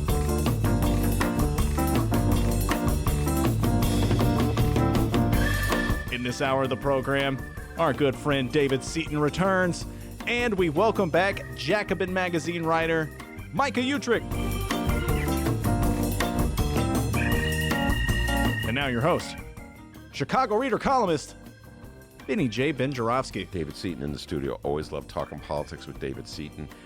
We're really one of the smartest, insightful observers of politics. I don't agree with him on absolutely everything. We argue on the phone from We time argue to more time. than we agree, yeah. We have some really good arguments. Yeah, on we the phone. do. A lot of things get revealed when you argue stuff. We were on the phone coming here. We started arguing about the Jesse Jackson campaign in 1988, proving that David Seaton and Ben Joravsky will argue about anything at any time, at any place. Before we get to David Seaton, what you got for me? We got an update here. This is posted on the Ben Joravsky Show Facebook page. Go check it out at Benny J Show, BENNY, the letter J Show on Facebook. It's also posted on the Chicago Sun-Times. The following comes from the Chicago Sun-Times and one Lynn Sweet. Mayor Lori Lightfoot is expected to attend President Donald Trump's State of the Union address Tuesday as the guest of Representative Robin Kelly. Second Congressional District, Robin Kelly. While it remained unclear Friday whether Trump's Senate impeachment trial will be concluded by next week. Lightfoot was in Washington earlier this month. We covered that extensively on the program to attend the winter meeting of the U.S. Conference of Mayors. And on January 24th, she was in the Senate gallery to listen to a portion of Trump's impeachment trial. Last year, Kelly's guest was then Senator Kwame Raoul, now the Illinois Attorney General. Ben, your thoughts on Mayor Lightfoot going to the State of the Union address? Our live streamers have weighed in, so we'll read those comments after yours. I don't know. I'd love to hear what David has to say about that. Look, I mean, I guess, you know, she's a prominent official. She goes to State of Union. I'm not feeling it. I'm just going to say this right now. I know the State of the Union is a tradition in our country. Right now, we have a president who's being impeached. We have a party in the Senate that is blocking any evidence that would reveal what the president is up to. So that is just a PR stunt, that State of the Union address. When I presume today they vote against having other witnesses, David Seaton, and then they'll follow with an acquittal vote, and then they'll follow, Monroe Anderson was laying it out for us on Wednesday, then they'll follow with an interview at the Super Bowl, and then they'll follow with the State of the Union, and we're all supposed to pretend that we live in this country with our beloved leader, our beloved president, and all the trappings and protocol and honors that go to that president still exist, when in fact, A, he didn't win a majority. Just want to point that out. B, he acted as though he had a mandate, though he didn't win a majority. C, he's insulting and racist and bigoted to virtually everybody who is not white in this country. And let's add anti-Semitic to that list. Yes. And on top of that, there's serious questions about whether he violated all standards and practices when he shook down the president of Ukraine. And now there's a question. Okay, there's no question. So when I see all that, I don't think Lori Lightfoot should go there. I actually do. I feel as though she's honoring someone who doesn't warrant the honor by her presence there. So your thoughts? I don't think there's anything wrong with the mayor of the third largest city in the United States being at the State of the Union. That the actual speech will not be of any consequence. Her presence being there and being able to network with people, within the Senate, within the House, so she can try and form some relationships to perhaps leverage those to the benefit of the good people of Chicago. That's probably going to be, much more beneficial for her being there. But her being at the State of the Union, she can be there as a protest, as a protest of Trump. She doesn't necessarily, her presence there is not an affirmation of Trump and his presidency. So I see it a little differently. You know what? I'll amend it. If Lori Lightfoot is listening to this show, and here's David Seaton's advice, if Lori Lightfoot stands up in the middle of Donald Trump's oration and turns her back to him, they'll be like, yeah, Lori Lightfoot. That's what I was going to say. Well, what can you do to show that you're protesting? Well, you don't applaud. There are a lot of nuanced things that you can do, and it's probably inevitable that she'll be given some sort of press avail. She'll be able to speak to someone, and she'll be able to speak as the mayor of the third largest city and say, this president, on top of everything else that he has done, has not positively impacted my constituents in the city of Chicago. So she could certainly take an opportunity to leverage being there. Mm-hmm. All right. Our friends on the Ben Joravsky Show live stream chat room have weighed in here on this. Our good friend Kyle weighed in. He says, Lightfoot going to the State of the Union address and Rahm journalism career. Getting really bummed hearing about our mayors. Yeah. Let's see. KMA Barry, what's going on, KMA? He says, hopefully Lori can get back to her corporate law career in 3 years and we can actually get a progressive mayor. Well, Lori Lightfoot, let's be honest, is not a progressive in the traditional meaning of the word progressive in terms of positions. David Seaton on equity issues, in terms of redividing the pie, progressive taxation.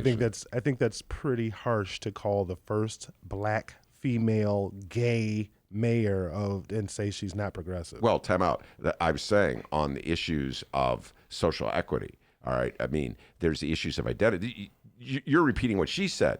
When who was it criticized her? Oh, she was upset because neither Bernie Sanders nor Elizabeth Warren or Joe Biden, for that matter, bothered to call her and seek her endorsement. And instead, when they were in town, they were there to stand with the teachers during their strike. And she said, apparently I'm not progressive enough. And when I'm saying I'm distinguishing between identity politics and her significance, the symbolism of her being elected the first black woman mayor of the city of Chicago, openly gay mayor of the city of Chicago, which is very important symbolic significance here in the city of Chicago. That's different than progressivity on social equity issues, like how do we divide the pie, whether we tax, go to a more progressive form of taxation, so you tax wealthier people. Don't you see the distinction? I definitely see the distinction.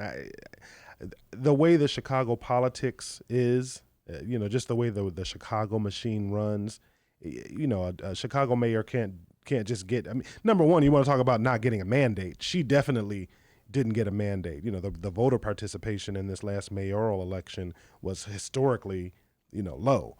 That said, the way Chicago runs, mayor can't just go in there and just gavel and say, I'm going to do, act. It's far more complicated than just, a mayor coming in with a mandate and saying, what she's going to do and start throwing his or her weight away. Wait, hold on. I am now going to defend Lori Lightfoot. Okay, here we go. I believe Lori Lightfoot got a mandate. Now, what that mandate symbolizes, I'm not sure. You're right. In the first election, we had 2 rounds. The first round, she got, 14% of the vote. She, which is hardly significant. But in the second round, one-on-one against Tony Preckwinkle, she mopped the floor with her. She got, 75% of the vote. She got 75% of the people who voted. Valid point. Valid point. And Brianna brings up a valid point as well, because it more than likely will happen at the State of the Union address. Brianna says Trump is going to point to Lori and complain about how, well, maybe not point to Lori, but he will more than likely complain about Chicago. So she'll have her moment to protest more than likely. Well, that's valid. Right? That's another point. If Donald Trump plays that game, David Seaton, he uses Chicago. It's like a talking point.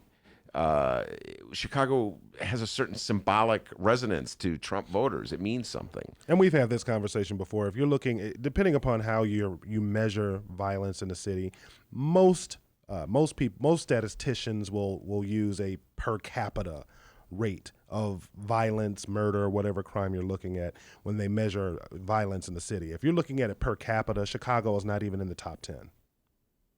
Yeah, and yet it still has that. There's just something about Chicago. It just rings with Trump voters. You know what I'm saying? And Chicago, outside of Illinois, typically when people think about Chicago, they think about a very specific socioeconomic and racial demographic that is not representative of Chicago. I mean, Chicago is really a third, black, white, Latino. Much more so than L.A. or New York or Houston, which are second, first, and fourth, respectively, in their sizes. So, but they do definitely play up that the racial. When people that I just meet just professionally when I travel throughout the week, I meet people and they say, "Oh, Chicago, it's really bad there, right?" Yeah. And I'm talking to someone who's in Newark or somebody who's in another city that has, in Ohio, I'm talking to somebody and they're in, East Cleveland, where, again, it's not the safest place in the United States. So, certainly there's a perception out there, and certainly Trump plays on the misinformation, the low information people out there. All right. There's a lot I want to ask you about the upcoming Democratic primary. Bernie, Biden, Warren, Micah Uetricht, our next guest, is on. He's a big Bernie supporter. I think I'll hold off till we bring him on and get this interesting debate going between the three of us on this issue. But a couple things I want to ask you about before we bring Micah on that. And number one, first of all, tell people about your show with Atiba Buchanan, another good friend. Just let's get that out there. Atiba Buchanan and I have a show called The Buchanan and Seaton Show on WVON 1690 AM, The Talk of Chicago. It airs on Friday evenings from 9 p.m. to midnight. Okay, and they are a bit of a Bernie Biden tag team there. Atiba's He's more. Definitely a Bernie bro. He's a Bernie bro. He's an unapologetic, unabashed Bernie yes, bro. Yes, he is indeed. And he will be on our show next week. He'll be on next week breaking down. I think he'll be on the same day Monroe is breaking down all the impeachment talk. He's also an impeachment geek. He knows a lot about impeachment stuff.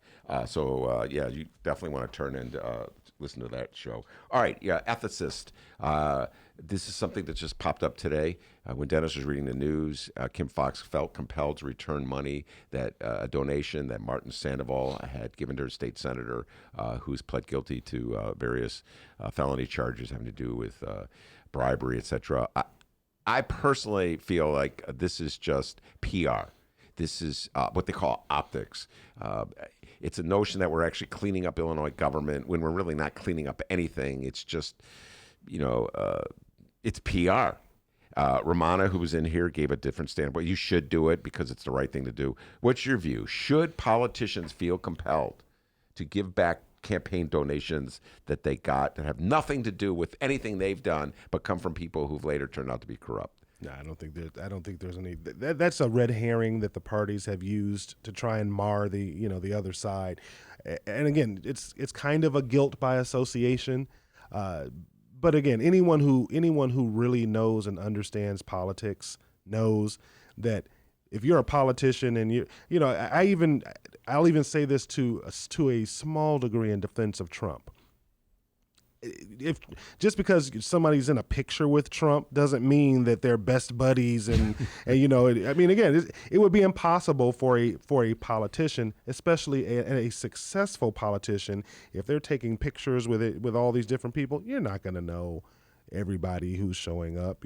Somebody else is handling that. Again, if you're handling your own PR as an executive, then you're probably going to lose.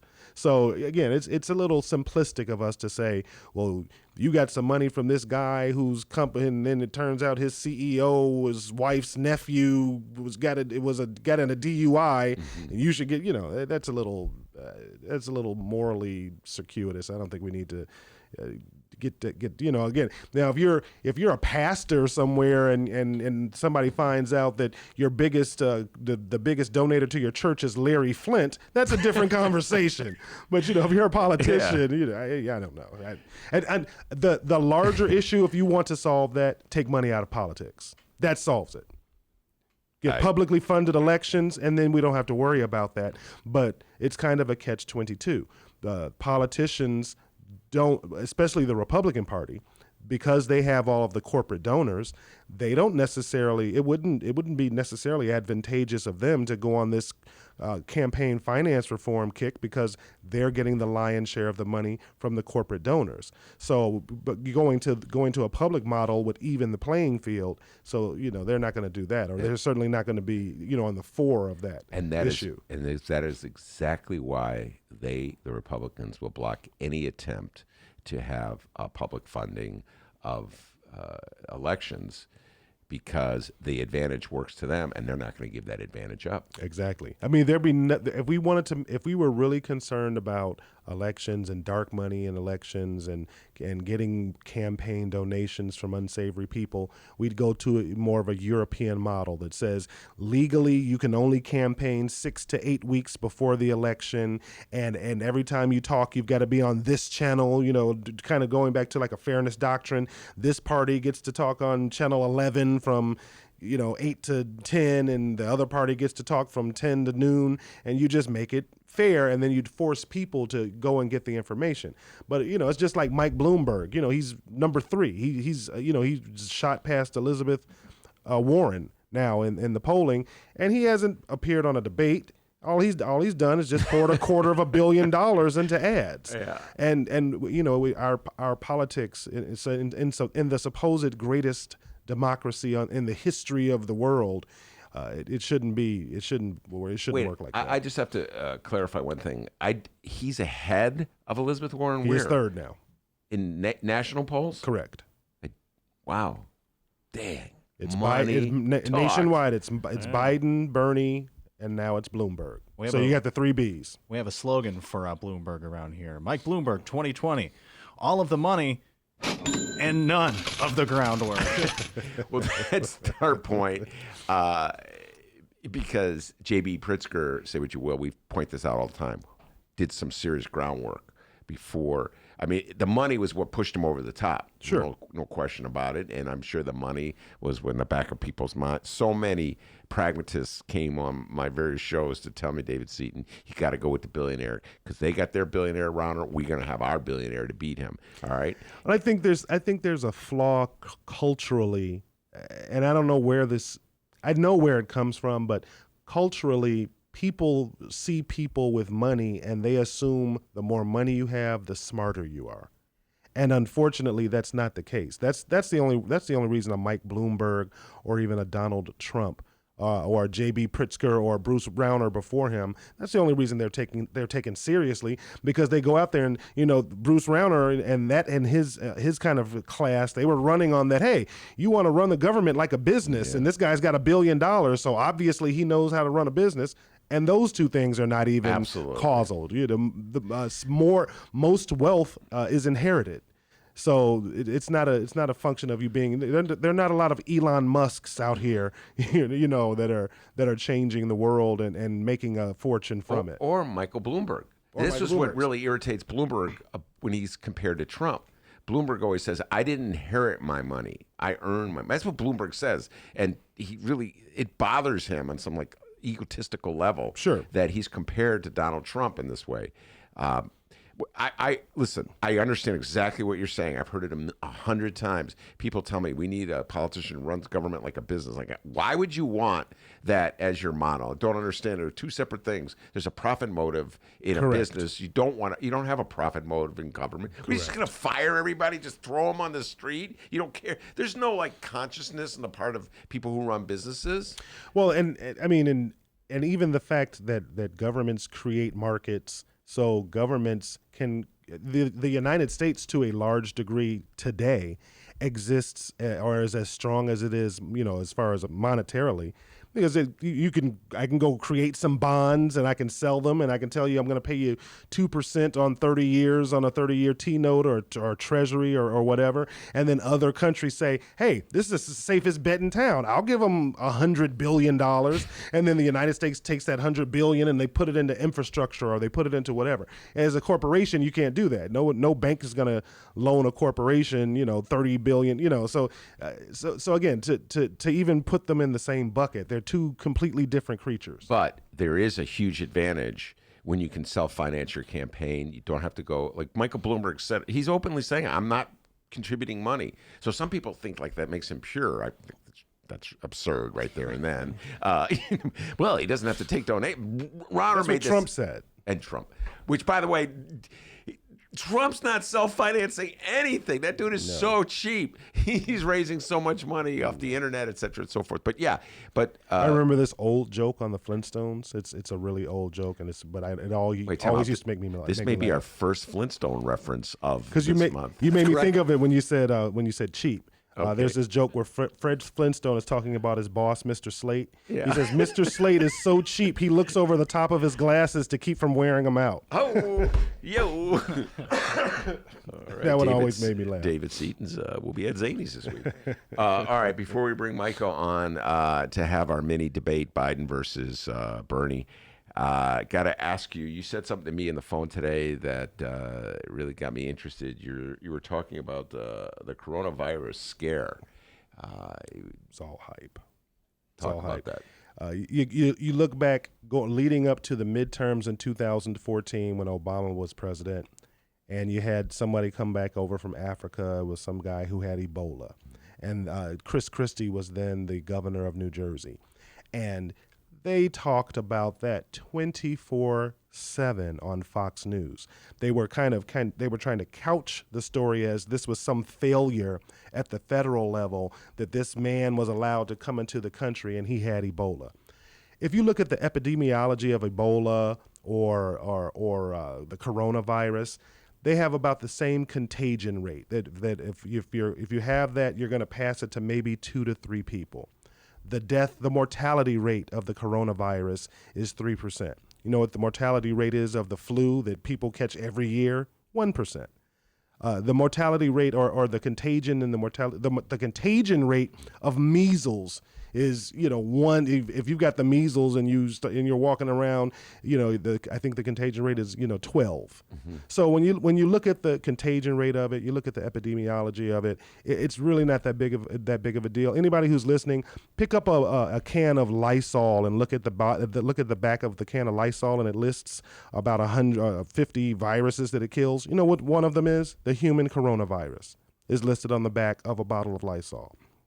So, it's very easy to, hype it up and say, oh, we've had a few hundred people die in China and a few tens of thousands of people have it. But you have to remember, there's 1.5 billion people over there. Mm-hmm. So if there are 1.5 billion people in China and 213 people have died, that lets you know right there that the contagion rate, the epidemiology of the virus, as far as it's being communicable, is very low. If only 213 people have died out of 1.5 billion. So fair enough. So in your first example, when you were talking about the Ebola scare of 2012, was it? 2014. All right. So 2014. So clearly there was a political advantage for Fox TV and Republicans to hype that in order to turn people against Obama. It was all part of their mission. Correct. To say that Obama was not a good steward of the country, Correct. that we were being threatened on many many sources from many sources,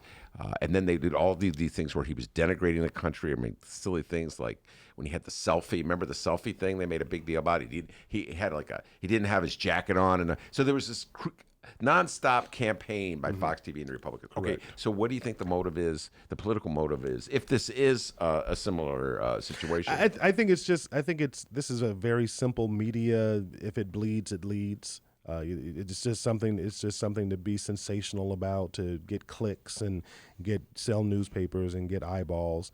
But at the end of the day, if you peel back just a few layers and just do a little bit of research, just a little bit, you'll find out that the coronavirus is nothing to be worried about. Now, if it mutates or there's something else happens, then we're talking about something completely different. But in the coronavirus that's out there right now, again, the epidemiology of it and the contagion rate is low enough that it's not a big deal. All right. Now, having said that, I was in the airport the other day. I've been in the airport twice in the last week, and in O'Hare, and for whatever reason, I guess I don't know if this happens all the time, and I just never paid attention, but I saw at least 2 to 3 dozen Asian people, and all of them had on masks. So when I saw that, I was immediately just the way you're hearing it in the news all the time, you're seeing it on your phone, you're seeing it on the newspaper, and then I get to the airport and everybody, specifically Asians, had on masks. So again, that plays into, now I'm picking up my phone and I'm Googling coronavirus and how it spread and what to do and all this. You got a little nervous. David Seaton is my guest, WVON talk show host. Buchanan Seaton is the name of the show. You guys are on Fridays, right? We're on Fridays from 9 p.m. to midnight. What's the plan tonight? WVON 1690. What's the plan tonight? Who you got on? We've got on several people. We're talking about, obviously, with the presidential politics, so we'll be covering the impeachment. We'll find out between then and now, I guess, if they'll actually do the vote to say that they're not going to do any witnesses and not allow any additional evidence. But we've got this one minister who tweets after Trump just relentlessly. I can't think of his name. We've got Charles Ellison who's going to be on talking to us. His name is Bishop Talbert Swan. So if you're listening right now, just go to Twitter and pull up Bishop Talbert Swan, and he does these 4 or 5 thread tweets, in response to something that Trump does, and he probably does it at least 3-4 times a week. And he really goes after him. Critical of Trump. Exactly. Okay. Extremely. I was going to say. All right. That is on David Seaton's show tonight. We're going to take a break. Micah Uetricht is on deck. And we're going to broaden the conversation, the discussion to the ongoing Democratic primary. Be right back. Read the Chicago Reader to get up to speed on what's what in Chicago. Culture, food, arts and entertainment, weekly concert listings, weekly event listings, the environment, travel. I can continue, but you get the point. And for all of you Chicago political junkies, raw weekly columns on real city politics from Maya Dukmasova and our very own Ben Joravsky. The Chicago Reader, free to the public in newsstands throughout the city and online at chicagoreader.com. Read it now and be a more informed Chicagoan.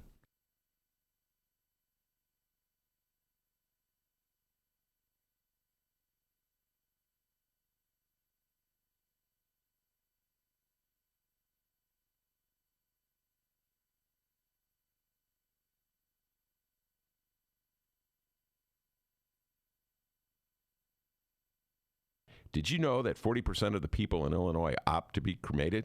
Well, it's true.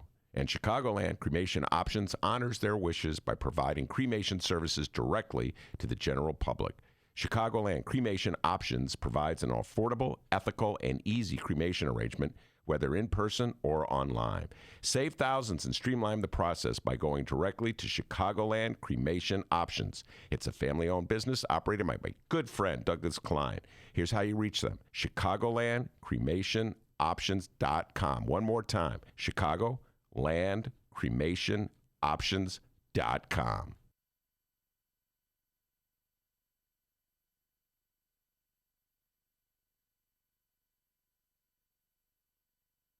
Hey, we're back. It's the Ben Joravsky Show, live from the Chicago Sun-Times.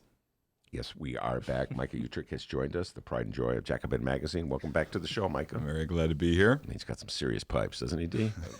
We always say that. Yesterday we had a guy on with good radio voice too. Oh, Jim. Yeah, Jim Stern was on the show yesterday. Micah, this guy's running right with you. He's got some serious pipes. David Seaton is sticking around as well. Got the voice and the face for radio. Yeah. Hey, we've got something in common. Yeah. Real quick though, before we move on here, we just want to remind everybody to check out our Benny J bonus interviews this weekend. Every weekend we drop Benny J bonus interviews. They come out usually in the morning, Saturday, Sunday, and Monday. We have quite a few bonus interviews lined up for you. One of them that we're going to be doing is one that we call Beyond the Column. It's everybody knows Ben Joravsky writes a column every week for the Chicago Reader.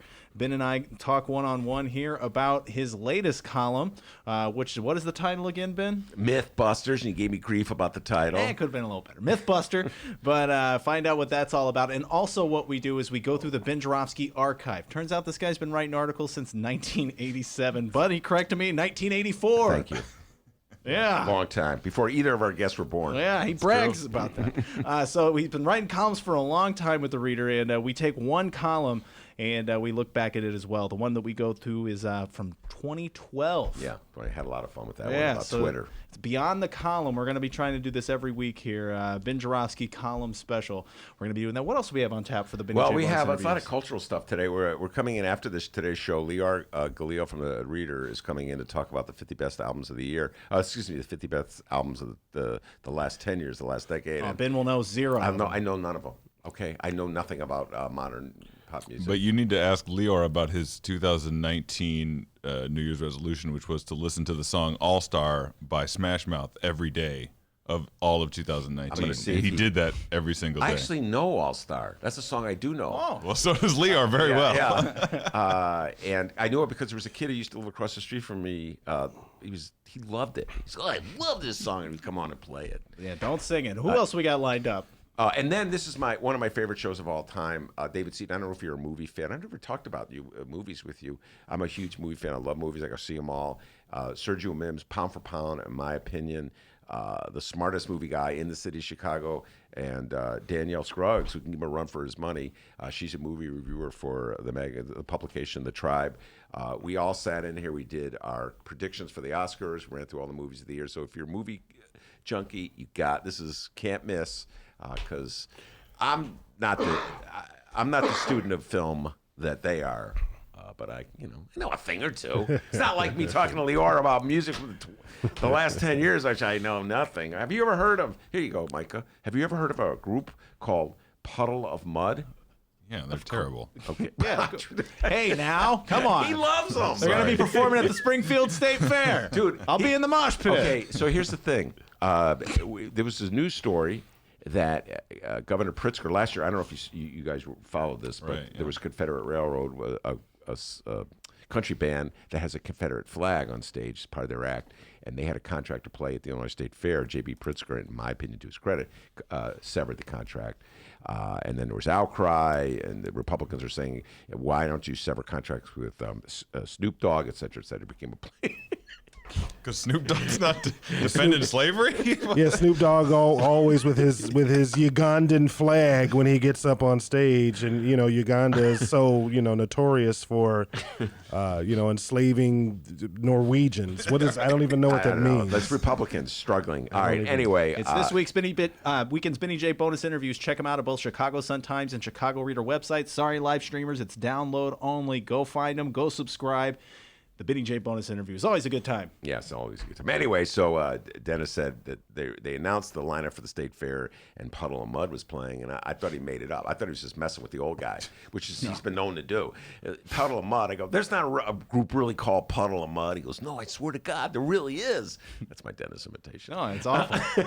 And so it turns out, I guess there is a group called Puddle of Mud.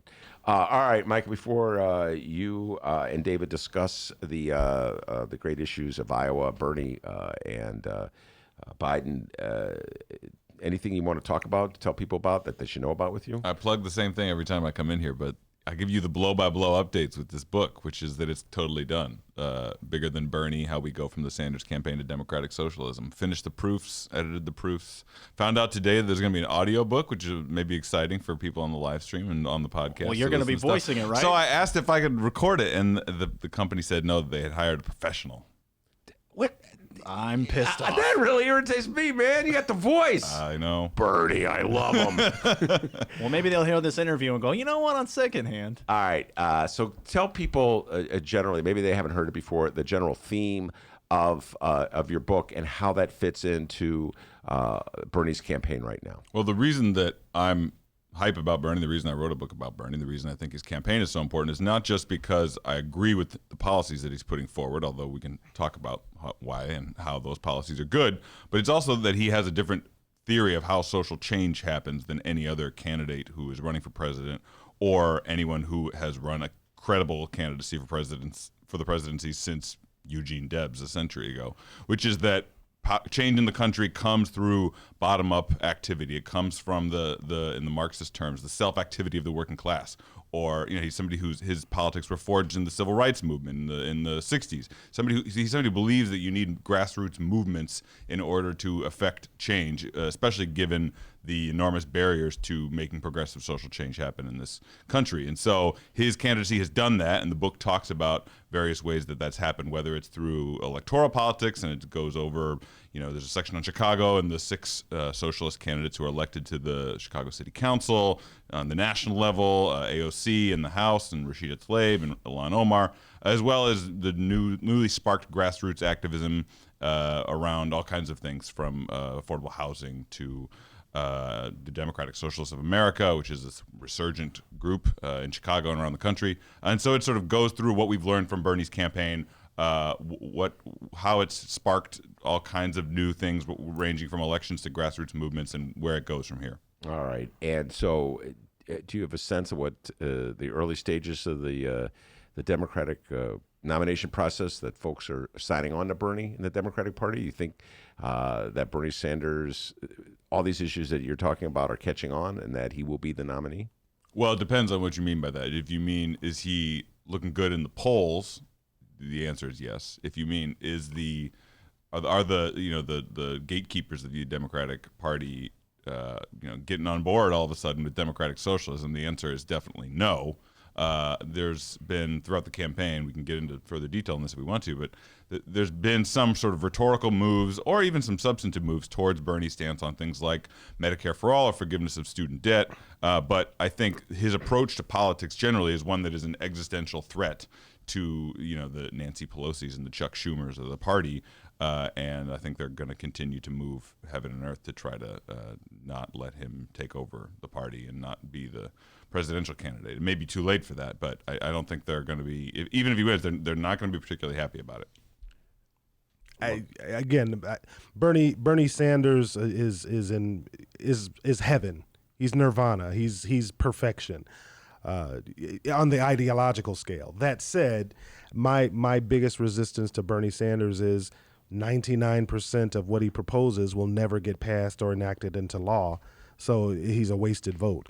We're too polarized as a country, and the Republicans, between the Republicans and them having a revisionist history and just the average voter being misinformed or underinformed. Unfortunately, most people, when you say socialism, they think of totalitarian or dictatorships that have socialist or had socialist governments, or there was economically socialist. So it's too much of a learning curve to get somebody. Bernie Sanders, as long as he's been in the game, if he was mentoring someone that was 30, 40 years old that was coming up, if he was mentoring an AOC or somebody like that who could kind of take the baton and kind of run with it, for the next 10, 15, 20 years, which is what it would really take to culturally turn the United States around, so that being a democratic socialist society would be palatable. That would be great, but he hasn't, and he can't win. And if he does win, nothing that he wants to implement is going to get passed in Congress. All right, Mike, I know you're dying to come back with something, so Go ahead. Well, I think that is a stance that a lot of people bring up when Bernie's candidacy comes up, but I think the polling data shows otherwise. I mean, for example, right before I came here, I read an article in Vox about new polling that was done by the polling group Data for Progress that's polled specifically about what happens when you ask voters about a Bernie versus Trump matchup, and you say, you don't give Bernie a descriptor, you don't give Trump a descriptor, you give Bernie a Democrat descriptor and Trump a Republican descriptor, and you give Bernie the socialist descriptor and you give Trump the Republican descriptor. And they didn't find any drop in people's willingness to support Bernie when he's called a socialist in the polling. I think that is that kind of red baiting, anti-socialist, anti-communist style of politics is not landing in the way that it used to. We're far enough out from the horrors of the Soviet Union, and also Bernie Sanders has a record of always standing up against authoritarian versions of socialism. He's on record saying that throughout his entire career.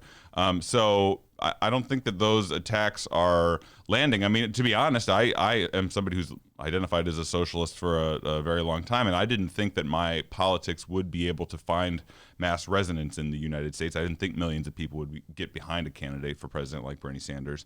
And when he ran in 2016 and then in 2020, I've been proven wrong by that, and happily. I think I underestimated the willingness of the American people to have a real hunger for a totally different version of politics within the Democratic Party and in general in the United States. And in fact, the fact that he calls himself a socialist and has this level of independence from the Democratic Party might actually help Bernie Sanders in the election, not hurt him. I don't see it. Again, and I'm glad you made that distinction between the traditionally socialist and or again communist. All the Scandinavian countries are democratic socialist. That's the political and the economic model that they have there. So I don't necessarily have for example, Medicare for all. People, the Republicans try to attack it like it's a bad idea, but even businesses are behind a Medicare for all or a universal health care type of model because it would save them money.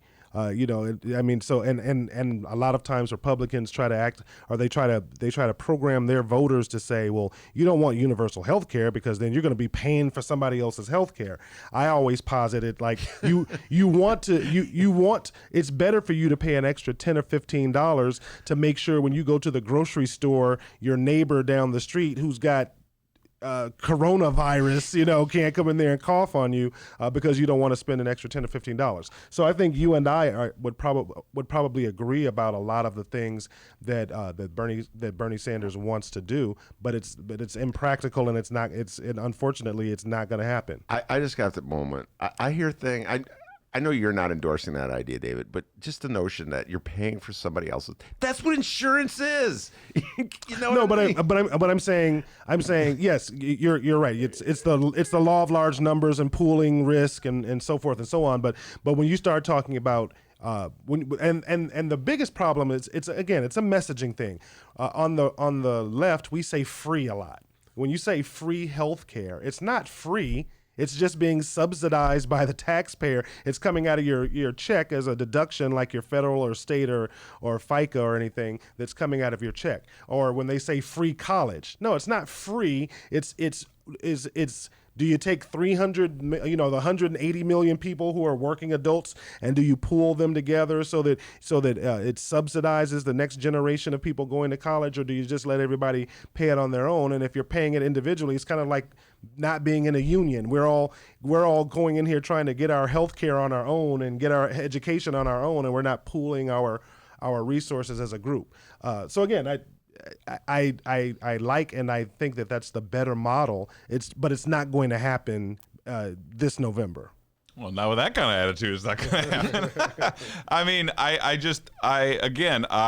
would have agreed with you as a socialist myself before 2016 and before 2020 when I see that Bernie Sanders is actually consistently polling the best in head-to-head matchups against Trump, better than any other candidate. Like, is pulling ahead in Iowa, way ahead in New Hampshire, pulling farther ahead in California. I mean, like every metric that you can think of to say, can this person be elected? He is showing that he can be elected, and certainly, anecdotally, out working for his, volunteering for his campaign. I mean, people, when I tell them what policies he's running on for the presidency, people are not scared off by it. Nobody has said to me, oh, all of that sounds totally insane, and this guy who calls himself a socialist, there's no way that I would vote for it. Average people who I talk to on the doors, like in Iowa, where I've been the last 2 weekends, think it sounds great. The Medicare for All polls very high.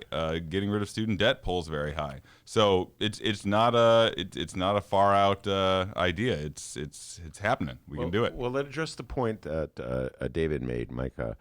One of the other points he made, which is, I hear this all the time from my baby boomer cohorts. They tell me, Ben, it's unrealistic to vote for Bernie Sanders. He won't be able to get anything done that he says he's going to get done. Amy Klobuchar is not even a baby boomer. She says this too. And it's just conventional wisdom of a certain group of people in this country, in the Democratic Party. So you can't get it done. It won't pass. Even Mitch McConnell won't let it pass. So don't even waste your time advocating it. Don't waste your time trying to get people to believe in it. Just aim your sights lower and go for something that you can achieve. Your response to that? The theory of change that Bernie Sanders has operated under for his whole life, and that I happen to also operate under, is that you should not make your political decisions based on what seems politically possible in the moment. You should make your political decisions based on what is morally correct. And so if it is morally correct that we should have a Medicare for All system, which it sounds like we agree on, then you should say that, and you should stick by it, and you should advocate for it. Not try to do half measures, not try to meet people. I mean, if someone says, like, I think that we all deserve health care, and then somebody else says, no, I think that some people should die in the streets because they don't deserve health care. They should get cancer and have to wither away into nothing. It's like, I'm not going to meet that person halfway. I'm going to say, no, you're insane. Like, you are proposing something that is morally abhorrent to me, and I'm not going to budge at all to get closer to what you're saying. I'm going to stick to planting this flag for what good politics should look like, and demand that other people come to me to the morally correct position. And that's been how Sanders has operated. It's paid off, and that now there's overwhelming numbers of Americans who support Medicare for All. There's even some polls that show that a majority of Republicans support Medicare for All. So that to me is how a morally upstanding and visionary politician should operate, is to not compromise on the fundamental moral principles of what a decent society should look like, and because that's how we've gotten the Democratic Party that has moved further and further rightward over the last 40 years. So will there be obstacles to doing what is morally correct? Of course. And Bernie talks pretty soberly about them. He says, if you elect me as president, do you think that the healthcare insurance companies, the healthcare companies, the hospital companies, the pharmaceuticals are just going to roll over and let us, dispossess them of this, multi-trillion-dollar annual industry? No, of course they're not. They're going to throw everything they can at us to prevent us from doing that. And so we're going to have to build a grassroots movement in order to overcome that pressure. So I think he is both morally consistent about what he's arguing for, and he's sober about what you need to do to overcome the barriers to those kind of policies. Well, again, Bernie Sanders is 78, and he's had the same message since he was, mayor of Burlington. So he's had the same message for 50 years. He's been very consistent. I laud him for his consistency and for him being intellectually consistent over the last 50 years. That said, he hasn't gotten anything that he espouses implemented in the 50 years that he's had the same, he's had the same belief system and the same things that he's aiming for. And if he hasn't gotten it done in the last 50 years, it's naive of us to think that we're going to get it done in 10 months. By getting him elected. The bottom line is that we have to, and again, you and I talked about this when we were talking about black support for Bernie Sanders. African Americans traditionally don't have the luxury of being idealistic. We have to be pragmatic. And so when you hear somebody like a Bernie Sanders come along and say, hey, I'm going to get you free college, I'm going to get you a good union job, I'm going to make sure that everybody is covered with health insurance, I'm going to make sure that the rich pay their fair share, we're going to have this revolution. Black people, African Americans hear that and they say, well, the guy who's promising 10% of what you're promising wasn't able to give me the 10% of what he was promising. So that's why I think there's a resistance to really embracing Bernie Sanders. And just electorally, Hillary Clinton won Iowa in 2016, and then Bernie went on and he won New Hampshire. The way the race is looking right now, and it's still kind of up in the air because Bernie is ahead of Biden by 1 point in Iowa. So it is a caucus. That does lend itself to a Bernie Sanders type candidate. But if he'll probably win in Iowa. He'll probably win in New Hampshire. Biden's going to win in Nevada and in South Carolina. And Biden's going to get the majority of the votes on Super Tuesday on March 11th or the 3rd. The 3rd. Yeah, it is right. So at the end of the day, I mean, I don't want the Donald Trump is so much of a danger. I don't want this getting down. I don't want us to have a repeat of 2016 where we get to the convention and either Biden squeaks in or we have to have a brokered convention, and then we have a repeat of what happened last time, that we have all these disaffected Bernie voters who just say, oh, they stole it from us again, so I'm not going to vote, and then we get a second term of Trump. I think we have to be more strategic and we have to be tactical as a Democratic Party right now. And our strategic objective, everything that Bernie is talking about. Our tactical objective for this year is to get Trump out of the White House. All right. I know Micah is dying to come back with his thoughts on everything that David said. Dennis is urging us to take a break. So we'll take a break. Micah will think about how he's going to respond. We'll be right back.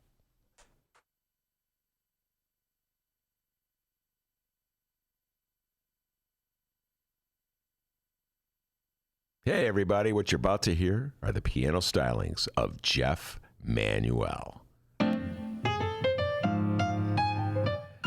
Man, listen to Jeff go. Jeff Manuel has been playing piano around Chicago for years. He's played for conventions, for celebrities, played in basement bars with blues bands. He's played at prestigious social clubs, fine restaurants, and in the intimacy of private homes. Book Jeff Manuel at jeffemanuelpianist.com. Don't worry, I'll spell his name at the end of this commercial. You know what Chicago Magazine said? They said that Jeff Manuel is, quote, as comfortable with Chopin as he is with Cole Porter. He's excellent and his performance is joyous. He offers an elegant stream of compositions and interpretations that entertains the mind but won't hurt the ears. To hear more of Jeff Manuel's work and to book Jeff for your next event, go to jeffemanuelpianist.com. I'm going to spell it out for you, people. J-E-F-F.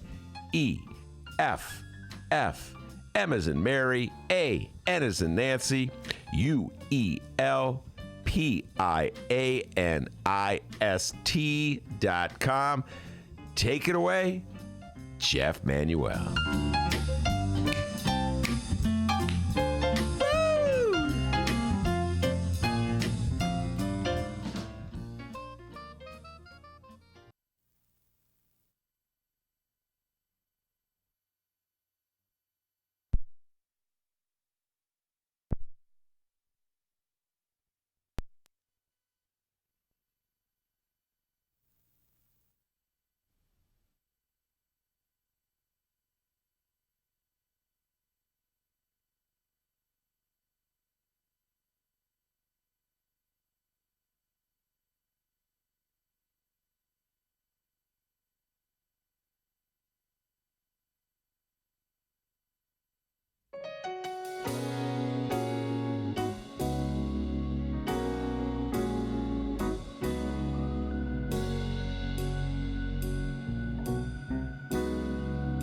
Welcome back to the Ben Joravsky Show. Mr. Joravsky, take us to the weekend. We have a great debate going on in the studio. Micah Uetricht from Jacobin Magazine is in the studio with his Bernie Sanders vision of the world, and David Seaton is in the studio from WVON with his more or less Joe Biden view of the world. And I'm keeping my mouth shut and letting them talk as best I can. I'm going to tell you, gentlemen, while we were having this debate, the world is going on outside. Things are happening, not just in the impeachment movement, where it looks as though the Republicans will get their way and no witness will be called. But this just broke, and I'll just throw this out here. Don't respond. Think about it and get back to it.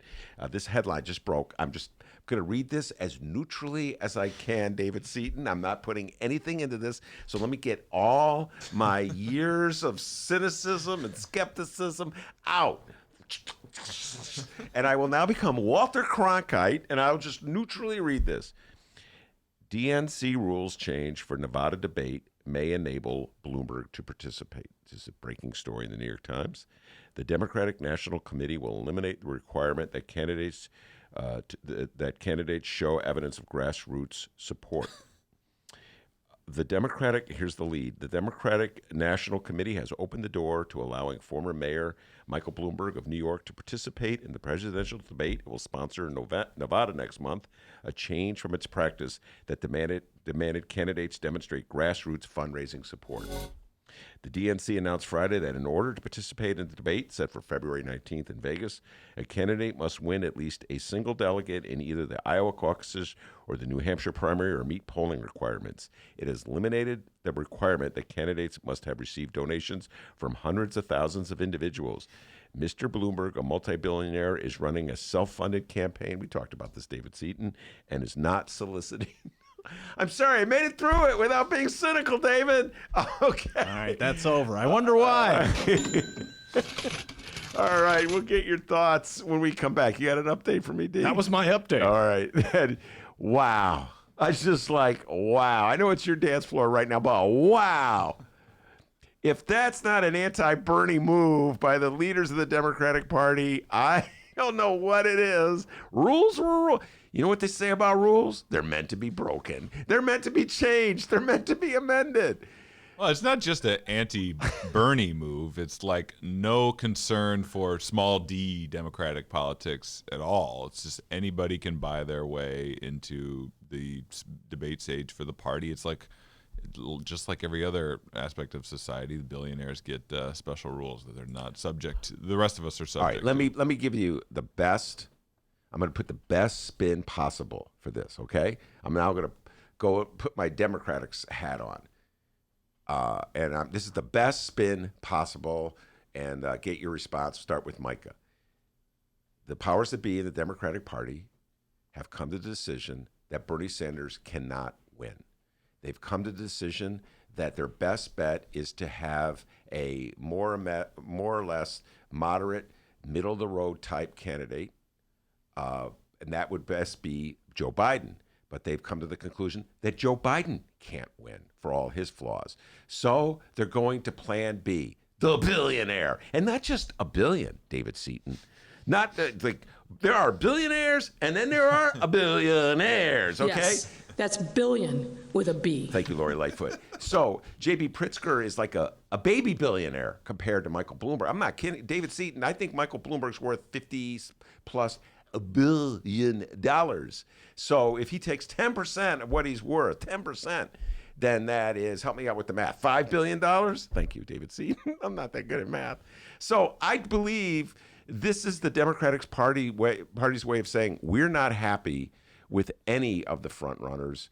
We think a Bloomberg is a better bet, a safer bet, and at the very least, we want to give Bloomberg an opportunity to present his views on the debate stage so that voters could see him in the same context as the Bernies and the Bidens and the Warrens. And so we're going to just change all the freaking rules that everybody else has been playing by.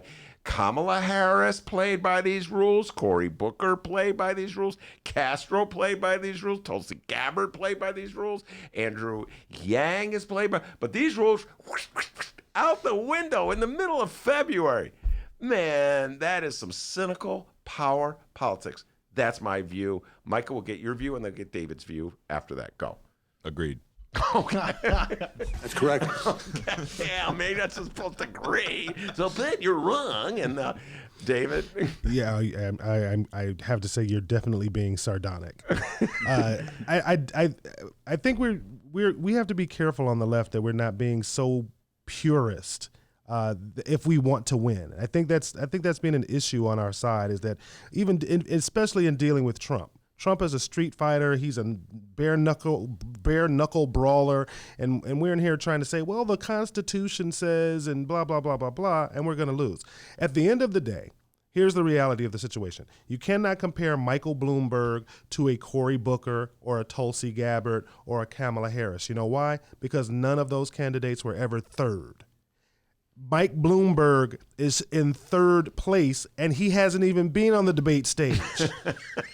So one could easily postulate that if he can just get up and just at an average articulate what he has in his ads, he might go to second, he might go to first. Now, I don't think that. I think that the fact that Michael Bloomberg is in third place is not an indictment of him as a candidate or the Democratic Party for changing the rules. It's an indictment that voters are so low information that they can be influenced by just campaign money and ads that he can go in there never having debated. Most people don't even remember that he was a mayor of New York, but just from seeing 30-second ads, he's now in third place. He's ahead of Elizabeth Warren, which is saying something. So that's more of a reflection on the voters than it is the system. Like I said earlier, though, you want to change the system, you want to get rid of all this, get money out of politics, go to public financing of campaigns, and then we won't have these types of conversations. I'm with you. If there was public financing of campaigns and money was out of politics, Michael Bloomberg would not even be in this conversation. And I agree with you 100%. Michael Bloomberg is in this conversation. I've not seen that poll that has him third. I'm just going to take you at your word.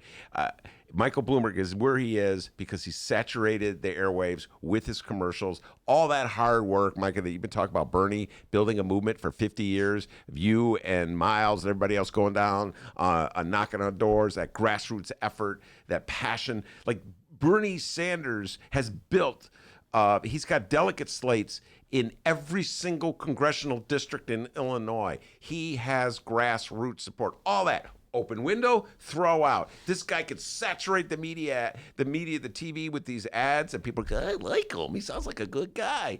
That's politics in America today, Micah. How can Bernie Sanders possibly compete against a billionaire who can fund that kind of campaign? Well, I think I maybe have a more optimistic view of the average American voter than maybe the two of you do. I mean, I think when people, I would love for there to be just a debate stage of Bernie and Bloomberg, and just have them be able to go at each other. And you can talk about Bloomberg's history, which is one that, like every other Democrat in the field, is a checkered one. It's you got black activists calling him out for his support of stop and frisk, and he's barely giving much of an answer in response. He's like, oh, sorry, my bad that I stopped and frisked, I don't know, hundreds of thousands, maybe millions of black people on the streets of New York City over the years.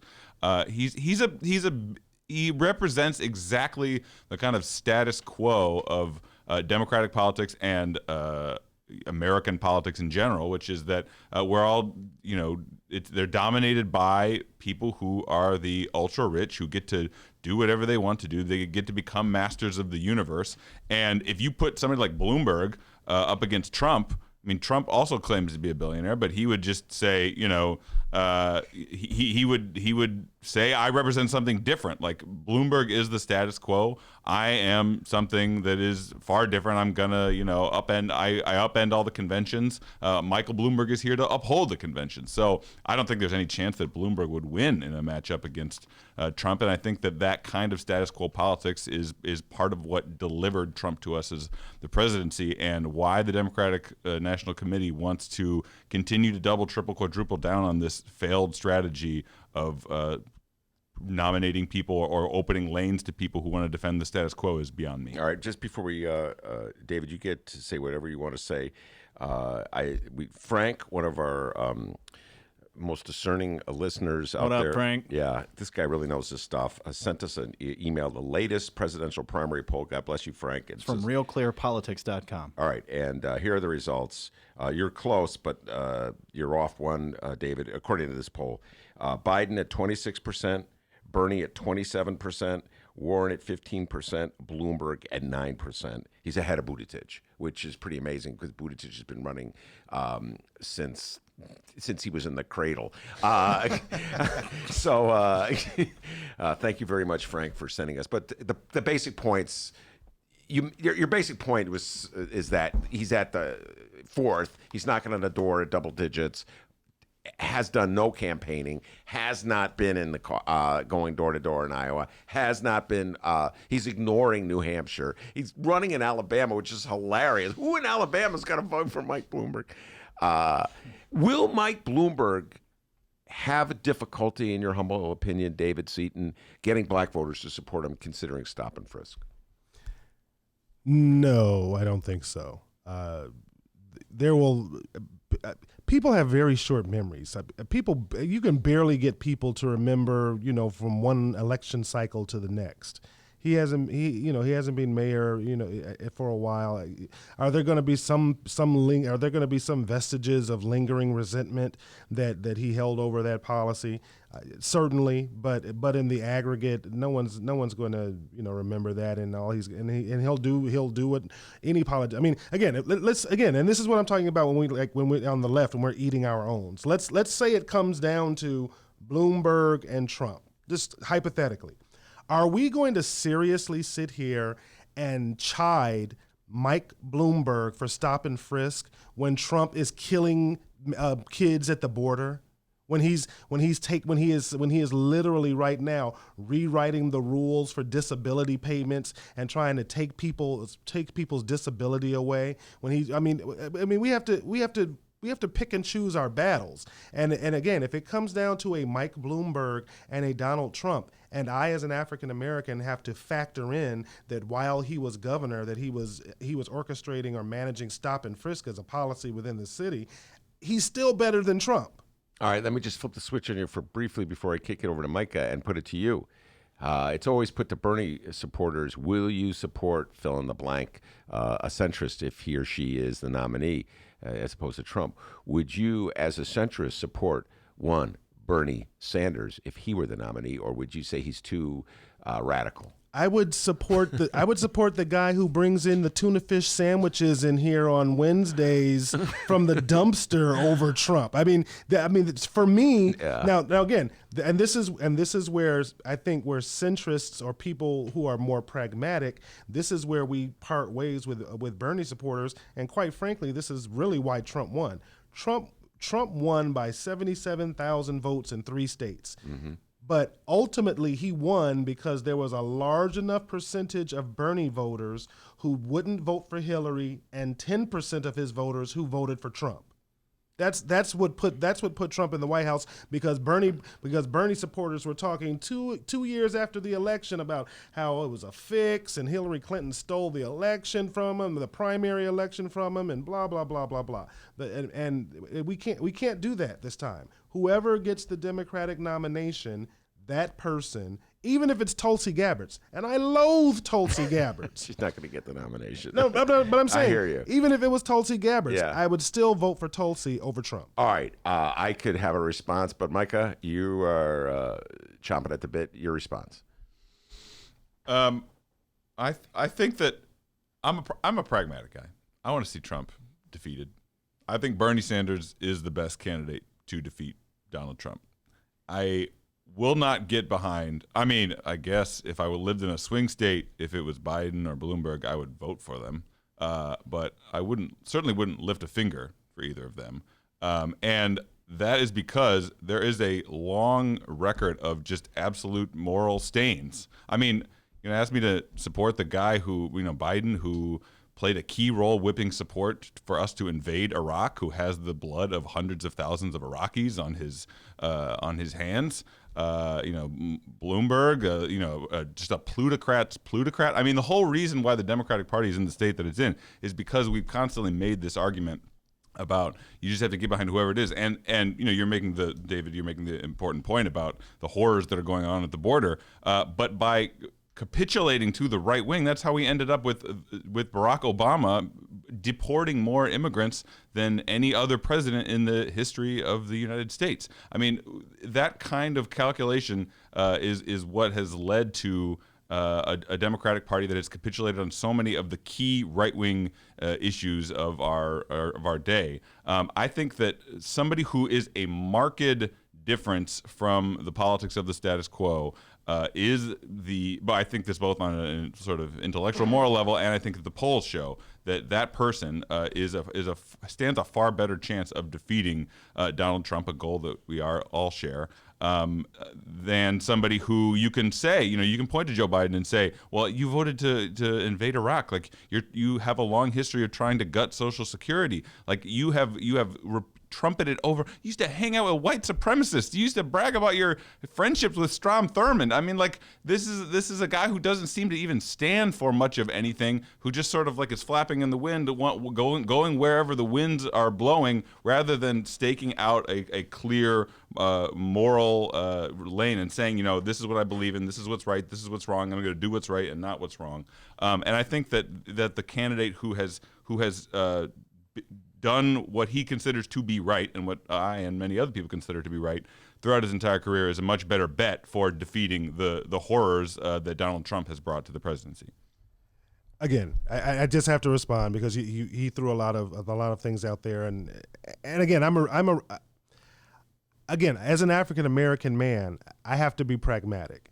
I'm very much so aware that 40 years ago there were openly racist people in Congress, and if Joe Biden was in Congress, he had to operate in the politics of the day. You can't, when you take a philosophy 101 class, they tell you about personal relativism and cultural relativism, and I can't use what's politically correct today and go back 40 years and use the template of today on 40 years ago. That's not fair. If Joe Biden was hanging out with racists today, if he was hanging out with KKK members today, then I could attack him for that. But him hanging out with Strom Thurmond 40 years ago, that's not. I don't think that's fair historically. And just one more point. Bernie Sanders, for all of the things that I laud about him, he's never met a gun bill that he didn't like. So again, I would assume that you're anti-gun. But again, the people who are pro Bernie would say, well, he was a senator from Vermont and they hunt up there and he was representing the people of his state. But at the end of the day, he voted for every gun. He never voted for a gun ban or any of those bans in the past. So again, that's an issue where I could say he's not being intellectually or ideologically pure as far as the progressive agenda is concerned. But I'm not going to do that, because the more important thing is, if it comes down to Bernie and Trump, I'm going to vote Bernie. Can I just mention briefly that Bernie got a D from the NRA in terms of his gun rights? But he has a history. He didn't get an F. Well, it's true. I'm not sure he passed, but he did get a D, and he does have a record of opposing gun stuff. All right, and I will say a couple things before we close this one down. In terms of Strom Thurmond, my man, my hero, he's here every day on the show. Harold Washington talked about how he had to work with Strom Thurmond back in 1983, to your point, to get the voting rights bill extended. It's not that he was friends with him, but that's the reality what he had to work with. On the other hand, I just want to point something out. This is a pet peeve of mine. People who constantly blame Bernie supporters for Hillary Clinton's loss. Hillary Clinton is the reason she lost. That was one of the worst campaigns I've ever seen run, and I can't blame voters if they're not motivated to vote for Hillary Clinton. She didn't win them over. And secondly, and here's the other point, David, that it just drives me crazy, because I used to have intense arguments, just like the one I'm having today with Hillary Clinton supporters in 2008 who would not vote for Barack Obama. Do you know how many arguments I had? Come on, they would give me every reason in the world why they weren't going to vote for Barack Obama, because they loved Hillary. And the political studies I've seen have shown that it's the same number, even more. Hillary Clinton voters did not vote for Barack Obama. They voted for John McCain in 2008. And your point would be perfect except for two facts. Barack Obama won and Hillary lost. All right, you know what? I'm going to let David Seaton have the last word because he was so kind to come to my show. God, we're running out of time here. I didn't get to ask you the fatalism question. I'm going to throw it out there anyway, get your response. Micah, Neil Steinberg wrote a column today where he, for the Sun-Times, basically predicting Trump was going to win. There's nothing you can do about it. It's going to happen. I hear this from many different Democrats that I talk to. I just find it such a fatalistic message to put out there. It's why bother? I don't know. You're knocking on doors in Iowa. You have to absolutely believe that there can be change. Yeah, and I believe that change comes from putting out an alternative way of doing politics. I mean, that's what the whole Bernie Sanders campaign is based on, right? This theory that if you put out something that is qualitatively different from things that people have ever seen, and you can give them some hope that you'd be able to draw new people into the political process who aren't currently participating. You activate that giant pool of people who are not voting to get them excited about politics for the first time in their lives. And there's proof that this works, both sort of on a rhetorical level of the Bernie approach, as I said before, putting Medicare for all on the agenda in this country in a way that it wasn't before, putting elimination of student debt, actually putting forward a Green New Deal plan that would be able to deal with the forthcoming horrors of climate change. You have to believe that that's true. And then when you go to the doors, as I have in Iowa, people respond to it. People don't think it's crazy. People, they want significant change. They have a base kind of gut level understanding that there's something radically wrong in this country. They can't fully articulate how it's wrong and what the changes to fix it should be, but they have that kind of gut sense that there's something wrong, and they're open to that kind of politics for trying to change it. In fact, that might be the only kind of politics that they're open to. All right, very good. We're going to close it down with that. We're out of time. Yeah. Oh, we want to say one last. David Seaton's got to say one. And we got an announcement, too. All right, go ahead. Really quickly, Donald Trump won the first time. He got dealt a royal flush, all spades, at 2:00 on Tuesday during a thunderstorm. There's no way he's going to be able, short of him cheating, and the outcome of this impeachment trial, the latitude the Republicans are basically telling him he can do whatever he wants. That's going to be the only way he wins. And I still think there are enough disaffected left-leaning independents and a high enough motivation on the left that the possibility of him pulling that again is very, very minute. All right, and just so folks know, David Seaton's show is tonight on WVON, and if you like the debate he had with Micah, tune in there, because Mike, I'm telling you, I don't know if you've ever met a T-Boot Buchanan. He's a Bernie bro, big time. He comes at it, and he'll be right here next Wednesday. So we had a Seaton on Friday, and we'll have Buchanan on Wednesday. First off, shout out to our live stream chatter, Brianna. She says, I think we found our 2 undercard performers for the Hideout on Tuesday. I know, yeah. Yeah, I'll be there. Yeah, that on the Hideout on Tuesday. It won't be Bernie Biden. It'll be Bernie Elizabeth Warren. We haven't even talked about Elizabeth Warren. But yes, Carlos Ramirez Rosa will be representing the Bernie view, and Brandon. You debated Brandon Johnson on this show. True, yeah. Mike is always getting dragged into debates. Brandon Johnson will be debating on behalf of Elizabeth and Warren. Carlos will be fresh off of 3 weekends in a row in Iowa. I've gone with him every weekend. We've driven together. He's a real Bernie bro. You guys are awesome, by the way, for going and doing that. Yeah. That's all. I see you guys on Facebook all the time. So that's February 4th, this coming up Tuesday. Carlos Ramirez Rosa, Brandon Johnson going one-on-one there. And we have an update here. And listeners, I'm sorry to bum you out and ruin your Friday. John Delaney ends his 2020 bid. pour some out there.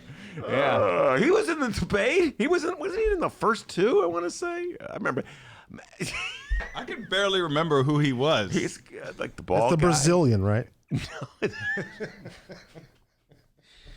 Anyway, John Delaney, we hardly knew you. Hey, real quick. In addition to the show, come and check out my new blog that I just launched. It's SeatonSpeaks.com. Just doing the same thing that we're doing right here, just giving my opinion on the events of the day. All right, very good, David Seaton. And one more time, Micah, give a shout out for your book. Come on. The book coming, Bigger Than Bernie, in April. Also, I'm the host of a podcast called The Vast Majority that's on Jacobin Radio. So That's you correct. Can listen to that. Mueller loves it. And today, actually, while I was here, we just posted an interview with Rossana Rodriguez, alderwoman of the 33rd Ward. So Very good. check it out. Democratic Socialist. But is she endorsing Bernie or is she? Oh, yeah, Ford? she's all in Okay. for Bernie. I went to Iowa with her, too, last week. Okay, all And right. feel free, if you want to record your audio book with your voice on it, I'll Yeah, do that. come on, Come in here. Yeah, Come in here. I'll in record I'll it. do Yeah, come on. You got the pipes. Hell yeah. Any other announcements, Steve, before we check out? Check out the Benny J bonus interviews this weekend. That's all. All right, very good. I want to thank David Seaton, Micah Uetricht, Rummana Hussain was in here a long time ago. And of course, the man, the myth, the legend, the pride and joy of Alton, Illinois. And as David Seaton can tell you, back home in Alton, they call him White Lightning. Give yourself a raise, take it out of petty cash. See you on Tuesday, everybody. White Lightning. My name's Dennis. And remember, you can download previous Ben Joravsky shows and Benny J bonus interviews like this weekend's Benny J bonus interviews at both Chicago Sun-Times and Chicago Reader websites and wherever else you download your favorite podcast. Downloaders, we live stream this program. It's true. Tuesdays through Fridays, 1 until 3 p.m. Central Time at both Chicago Sun-Times and Chicago Reader websites and the Chicago Sun-Times YouTube channel. If you want to join the live stream chat room that we talk about so much, you can do that on the Sun-Times YouTube channel, all right? I don't think on the website, but if you go to YouTube, Sun-Times, you'll be able to join the chat room. It's a great time. See you Tuesday. Big problems become big problems when you let small problems sit.